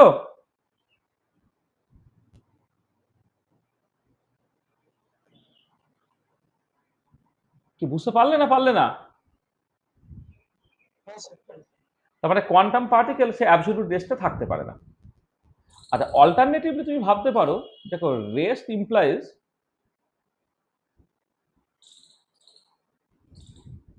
Delta x equal to zero, অর্থাৎ পজিশনে আনসার্টেনিটি ছিল। মানে কেউ যদি রেস্টে থাকে, সে একটা বলো তোমার ধরো কোনো একটা হার্টের অসুবিধা হয়েছে, ডাক্তার তোমাকে কমপ্লিট রেস্টে থাকতে বলেছে, তার মানে কি তুমি নড়াচড়া করবে না, একটা পার্টিকুলার জায়গায় শুয়ে থাকবে, তার ডেল্টা এক্সটা তোমার জিরো হবে। এটা তাহলে এবারে দেখো, যদি যদি এমন হতো যে if delta p x is finite, then delta x delta p x এটা তখন তোমার জিরো হয়ে যাবে, কারণ delta x already zero, delta p x যদি ফাইনাইট, এই গুণফলটা জিরো হয়ে যাবে। এইটা which violates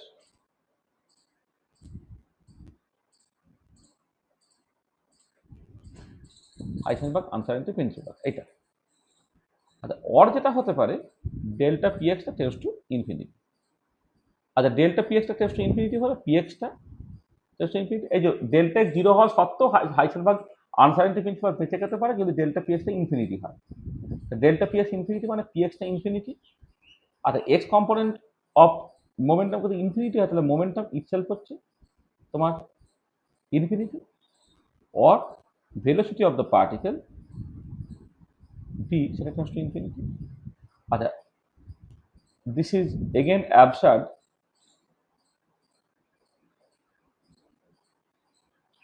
for a particle at rest. তো যদি পার্টিকেলটা রেস্টে থাকে তার delta x equal to zero হলো, তবু আইদার তার মানে হাইসেনবার্গ আনসার্টেনিটি প্রিন্সিপাল আইদার ভায়োলেট করে গেছে। এবারে ডেল্টা এক্স জিরো থাকা সত্ত্বেও হাইসেনবার্গ আনসার্টেনিটি প্রিন্সিপালটা বেঁচে যেতে পারে যদি ডেল্টা পিএক্সটা টেন্ডস টু ইনফিনিটি হয়, অর্থাৎ ভেলোসিটিটা ইনফিনিটি হয়। তাহলে তুমি ভাবো যে রেস্টে আছে সেখানে কি ইনফাইনাইট ভেলোসিটিতে সে বেসিক্যালি দৌড়াচ্ছে, সেটা কি কখনো একটা মানে একটা পার্টিকেল যে রেস্ট আছে তার জন্য মানে সলিড মানে ঠিক হতে পারে? এটা কোনোভাবেই হতে পারছে না। তার মানে বোঝা গেল যে অ্যাবসলিউট রেস্ট বলতে কোয়ান্টাম মেকানিক্সে কিন্তু কিছু হয় না। ক্লাসিক্যাল পার্টিকেল রেস্টে থাকতে পারে, কিন্তু কোয়ান্টাম পার্টিকেল সে কখনোই অ্যাবসলিউট রেস্টে থাকতে পারবে না। বোঝা গেল?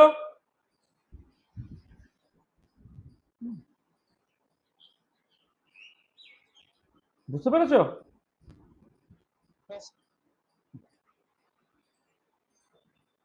আচ্ছা, নেক্সট যেটা আমরা করব সেটা হচ্ছে তোমার concept of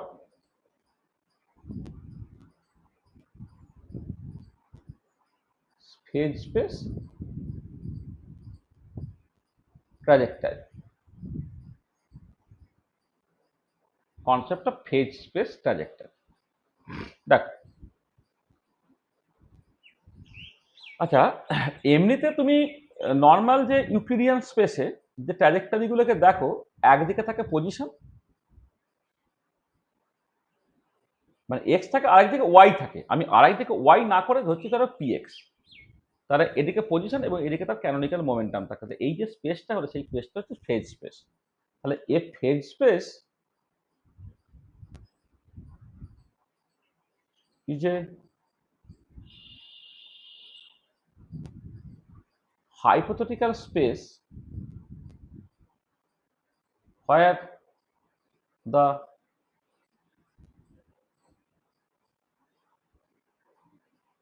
independent axis represent position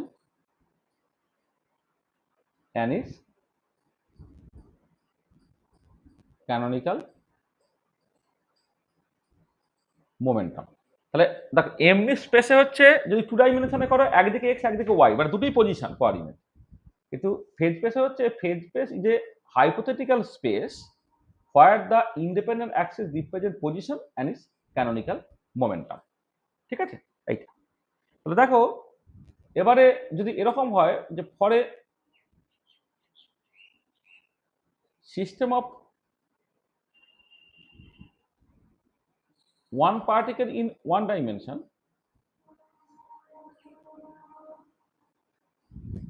position coordinates কি হবে?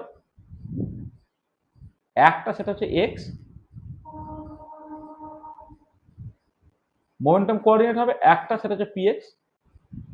ঠিক আছে, তাহলে একটা পজিশন কোঅর্ডিনেট একটা মোমেন্টাম কোঅর্ডিনেট, তখন ফেজ স্পেসটা হবে টু ডাইমেনশনাল।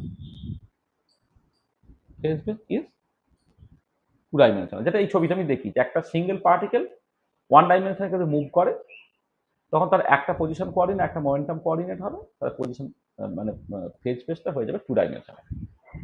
আচ্ছা, এবারে হচ্ছে পরে system of one particle in 3 dimension, এইটা এক্ষেত্রে পজিশন কোঅর্ডিনেটস তিনটে হবে, এক্স ওয়াই আর জেড, আর মোমেন্টাম কোঅর্ডিনেট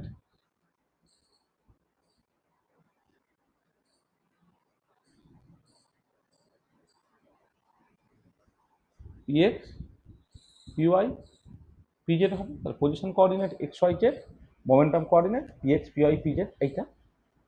তখন যে ফেজ স্পেসটা হবে কত, 6 dimensional. Phase space is 6 dimensional. একে বলা হয় মিউ স্পেস, একে বলে মিউ স্পেস। ঠিক আছে। আর for a system of n particle in 3 dimensional, there are 3n position coordinates হবে, মানে প্রত্যেকটা পার্টিকেলের জন্য এক্স ওয়াই জেড করে 3n পজিশন কোঅর্ডিনেটস থাকবে। আর দেয়ার আর 3n মোমেন্টাম কোঅর্ডিনেটস থাকবে। 3nটা পজিশন কোঅর্ডিনেট হবে, 3nটা মোমেন্টাম কোঅর্ডিনেট হবে, তাহলে ফেজ স্পেসটা কত হবে, 6 dimensional. Phase space is 6n dimensional.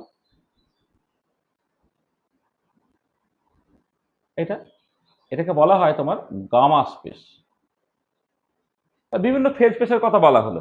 তাহলে দেখো, ফেজ স্পেসটা হচ্ছে একটা হাইপোথেটিক্যাল স্পেস। তুমি পরিষ্কার বুঝতে পারছো যে তুমি যে স্পেসটা দেখো সেটা হচ্ছে সবটাই coordinate space, real vector space, মানে সবটাই পজিশন, এবং সেটা ম্যাক্সিমাম 3 ডাইমেনশন পর্যন্ত হতে পারে। কিন্তু এখানে দেখো পরিষ্কার 6 ডাইমেনশনাল, 6n ডাইমেনশনাল, সব উদ্ভট ব্যাপার, সেগুলো এটা একটা হাইপোথেটিক্যাল স্পেস। ঠিক আছে। আচ্ছা, এবারে এই যে ফেজ স্পেসে কোন একটা পার্টিকুলার পয়েন্ট, তাকে বলা হয় ফেজ পয়েন্ট। তাহলে any point in the phase space,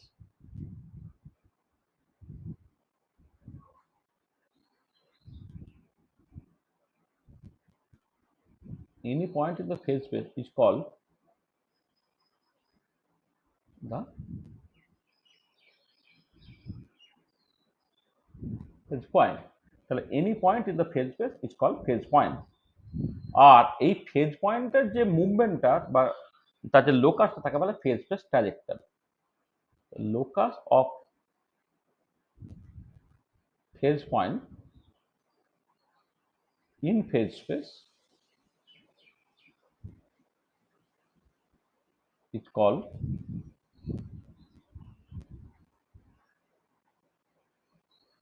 phase space trajectory. Yeah? Locus of phase point in phase space is called the phase space trajectory. আচ্ছা, ব্যাপারটা কিরকম হচ্ছে, ধরো একটা ক্লাসিক্যাল পার্টিকেল হবে, ক্লাসিক্যাল পার্টিকেল। এবারে no uncertainty principal.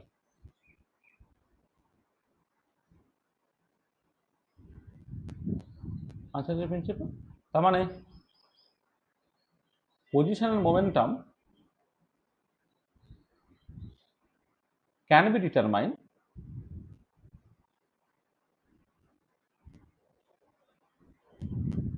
simultaneously with arbitrary precision. Positional momentum of a particle can be determined simultaneously with arbitrary precision. অর্থাৎ ধরো এই একটা পার্টিকুলার পয়েন্ট, হ্যাঁ, তার একটা ডেফিনাইট পজিশন আছে, ডেফিনাইট তোমার মোমেন্টাম আছে, মানে এদিকে এক্স তুমি লিখছো, এদিকে ধরো পি এক্স লিখছো, এইটা।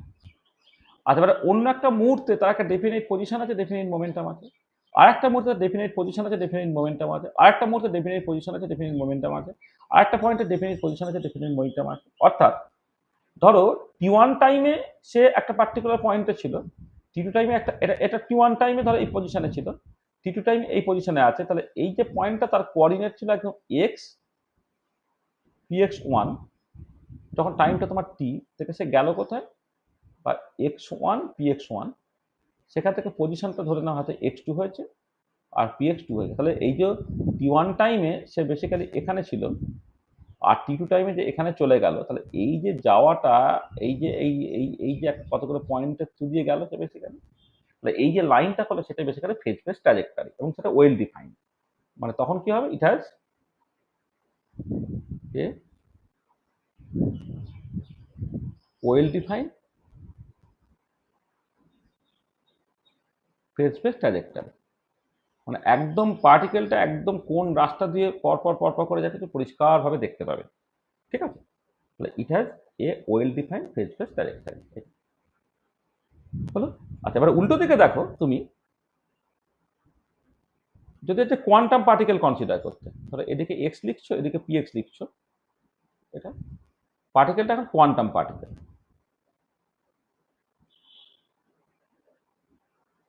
Quantum particle, there is Heisenberg uncertainty principle. এইটা তার মানে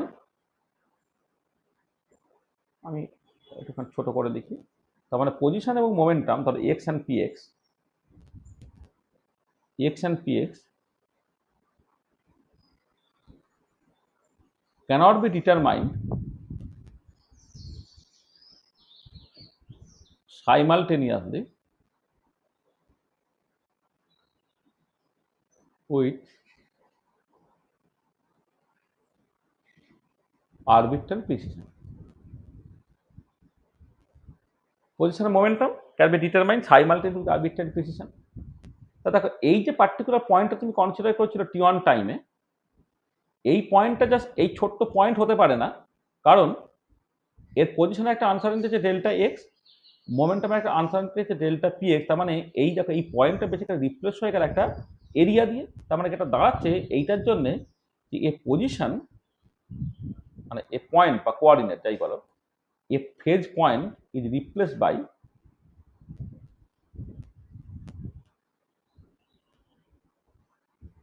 phase point is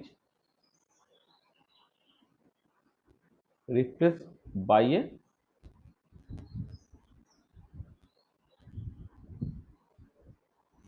the phase point is replaced by an area element। হ্যাঁ, phase point is replaced by an area element। হ্যাঁ, সেটা কি না delta x delta P X, যেটা of the order of H cross by 2। কারণ পজিশনটা exact position নাই, মোমেন্টামটা exact momentum নাই, পজিশনটা একটা আনসার্টেনিটি আছে, মোমেন্টামে একটা আনসার্টেনিটি আছে, এটা হলো। তাহলে অন্য একটা পার্টিকুলার পয়েন্টে হয়তো দেখা গেল পজিশনটা একটু বেটার হয়েছে, মোমেন্টামটা বেশি খারাপ হয়ে যাবে। আর একটা পয়েন্টে হয়তো দেখা গেল যে পজিশনটা খুব খারাপ, মোমেন্টামটা একটু ভালো হয়েছে। যাই হোক না কেন, যে এই যে এক একটা পয়েন্ট এক একটা এরিয়া দিয়ে রিপ্লেস হচ্ছে, এবং সেই এরিয়াটা of the order of H cross by 2। তার মানে পরিষ্কার দেখো, যখন এই পার্টিকেলটা তুমি বলছো যে এদিক থেকে এদিকে এদিকে এদিকে যে মুভটা করছে, তার যখন ট্র্যাজেক্টরিটার কথা ভাবছো, তখন কি হচ্ছে, সে বেসিক্যালি থেকে একটা একটা একটা পার্টিকুলার রিজিয়ান জুড়ে যাচ্ছে, একটা পার্টিকুলার রিজিয়ান জুড়ে যাচ্ছে সেটা। তার মানে কি, তাহলে এক্ষেত্রে এটা দেখতে পেলে যে ইন দিস কেস যে there is no well defined phase space trajectory. মানে তাহলে একটা বল তুমি ছুটছো ভার্সেস একটা খড়ের আঁটি তুমি ছুটছো, তাহলে একটা বল একটা ছোট্ট পার্টিকেল আর কি, মানে একটা ধরো গুলি ছুটছো বা মার্বেল ছুটছো, সেটা একটা ছোট্ট জায়গার মধ্যে তুমি পরিষ্কার বুঝতে পারছো কোন রাস্তা দিয়ে যাচ্ছে। এবার খড়ের আঁটি যদি তুমি ছোড়ো, তাহলে এক্স্যাক্টলি লাইনটা পাবে না, কিন্তু একটা রিজিয়ান তুমি মোটামুটি ভাবে বুঝতে পারবে। মানে কি দাঁড়াচ্ছে, মানে দেখা যাচ্ছে যে for a quantum particle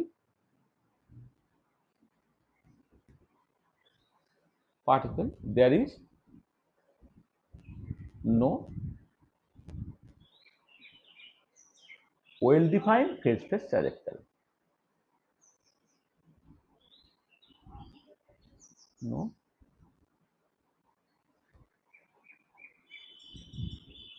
well defined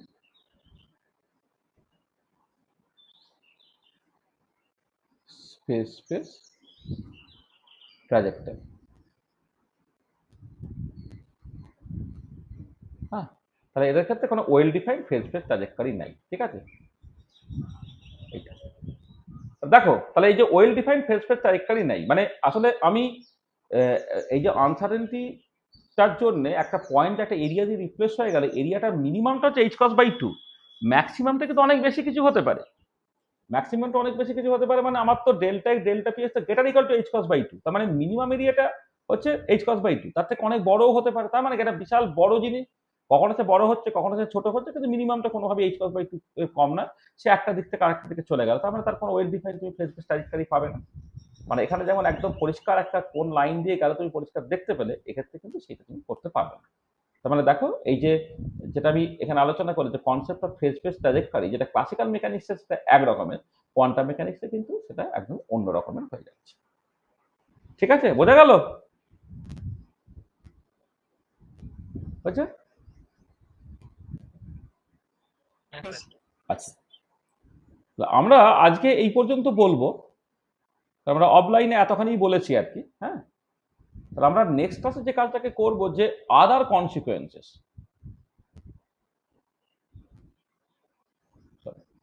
other consequences of Heisenberg uncertainty principle, মানে আমাদের আরো অনেক কনসিকুয়েন্সেস আছে, সেইগুলোকে একটুখানি দেখা। Other consequences of Heisenberg uncertainty principle. তার মধ্যে প্রথম যে জিনিসটা নিয়ে আমাদের আলোচনা করতে হবে সেটা হচ্ছে যে তোমার জিরো পয়েন্ট এনার্জি বলে একটা গল্প আছে, সেইটাকে তোমাকে ভালো করে বুঝতে হবে। জিরো পয়েন্ট এনার্জি, এটা প্রথমে তোমাকে বুঝতে হবে। এই যে তুমি যেটা দেখতে পেলে কোয়ান্টাম পার্টিকেল সে অ্যাবসলিউট রেস্টে থাকতে পারে না, তার মানে যখন তুমি মনে করছো সে রেস্টে আছে, তখনও সে অ্যাকচুয়ালি কিছু একটা মুভমেন্ট করছে, সেগুলো তার মিনিমাম এনার্জিটাও তোমার জিরো হতে পারে না। এই যে concept of zero point energy, হ্যাঁ, সেইটা তোমার আদার কনসিকুয়েন্সের মধ্যে পড়বে। আচ্ছা, তারপরে সেখান থেকে মানে এইটা হয়ে গেল। এখান থেকে তুমি দেখবে কোয়ান্টাম মেকানিক্যাল টানেলিং বলে একটা ব্যাপার আছে, যার অরিজিনটা হচ্ছে বেসিক্যালি আনসার্টেনটি প্রিন্সিপাল। তবে কোনো একটা পার্টিকুলার রিয়াকশন তুমি কনসিডার করছো, রিয়াকশন থেকে প্রোডাক্ট যেতে গেলে একটা অ্যাক্টিভেশন বেরিয়ার ক্রস করে যেতে হয়। এবার তুমি টেম্পারেচারটা এমন দিলে যাতে করে সে অ্যাক্টিভেশন বেরিয়ার ক্রস করে যাওয়ার কথা নয়, তবু যদি সে এদিক থেকে ওদিকে চলে যেতে পারে, তাহলে নিশ্চয়ই কোনোভাবে ফুটো করে বা টানেল করে যাচ্ছে। এটা যে কোয়ান্টাম মেকানিক্যাল টানেলিং, সেটা আমরা বুঝবো। আচ্ছা, তারপর আমি আরো যেটা বুঝবো যে এই যে electron cannot stay inside a nuclear, cannot stay inside a nucleus, হ্যাঁ, ইলেকট্রন কেন নিউক্লিয়াসের মধ্যে থাকতে পারে না সেটা তুমি দেখবে। আচ্ছা, এছাড়া এনার্জি টাইম আনসার্টেনটি থেকে হচ্ছে তোমার আনসার্টেনটি ব্রডেনিং, করে একটা স্পেকট্রাল লাইন অ্যাকচুয়ালি ব্রড হয়ে যায়, আনসার্টেনটি ব্রডেনিং, এটা তুমি দেখবে এক্সেট্রা। এই যে কয়েকটা কনসিকুয়েন্সেস আছে, সেই কনসিকুয়েন্সগুলো আমরা পরের দিন শেষ করবো। আজকে আমাদের এখানে রেখে দিচ্ছি। আজকে কত নম্বর ক্লাস জানো? কত গো? 6 নম্বর। 6 নম্বর, ঠিক আছে। তো দেখো, যা বললাম তাতে কারো যদি কিছু অসুবিধা থাকে বলে নাও। সবটা বুঝতে পেরেছো? সবটা বুঝতে পেরেছো? হ্যাঁ, কোয়ান্টাম মেকানিক্স কি ভালো লাগছে? হ্যাঁ, আর ওদিকে ফেজ ইকুইলিব্রিয়াম, থার্মোডাইনামিক্স যেটা বলছি সেটা ওটা ভালো লাগছে? সহজ লাগছে তো, মানে কঠিন লাগছে না তো?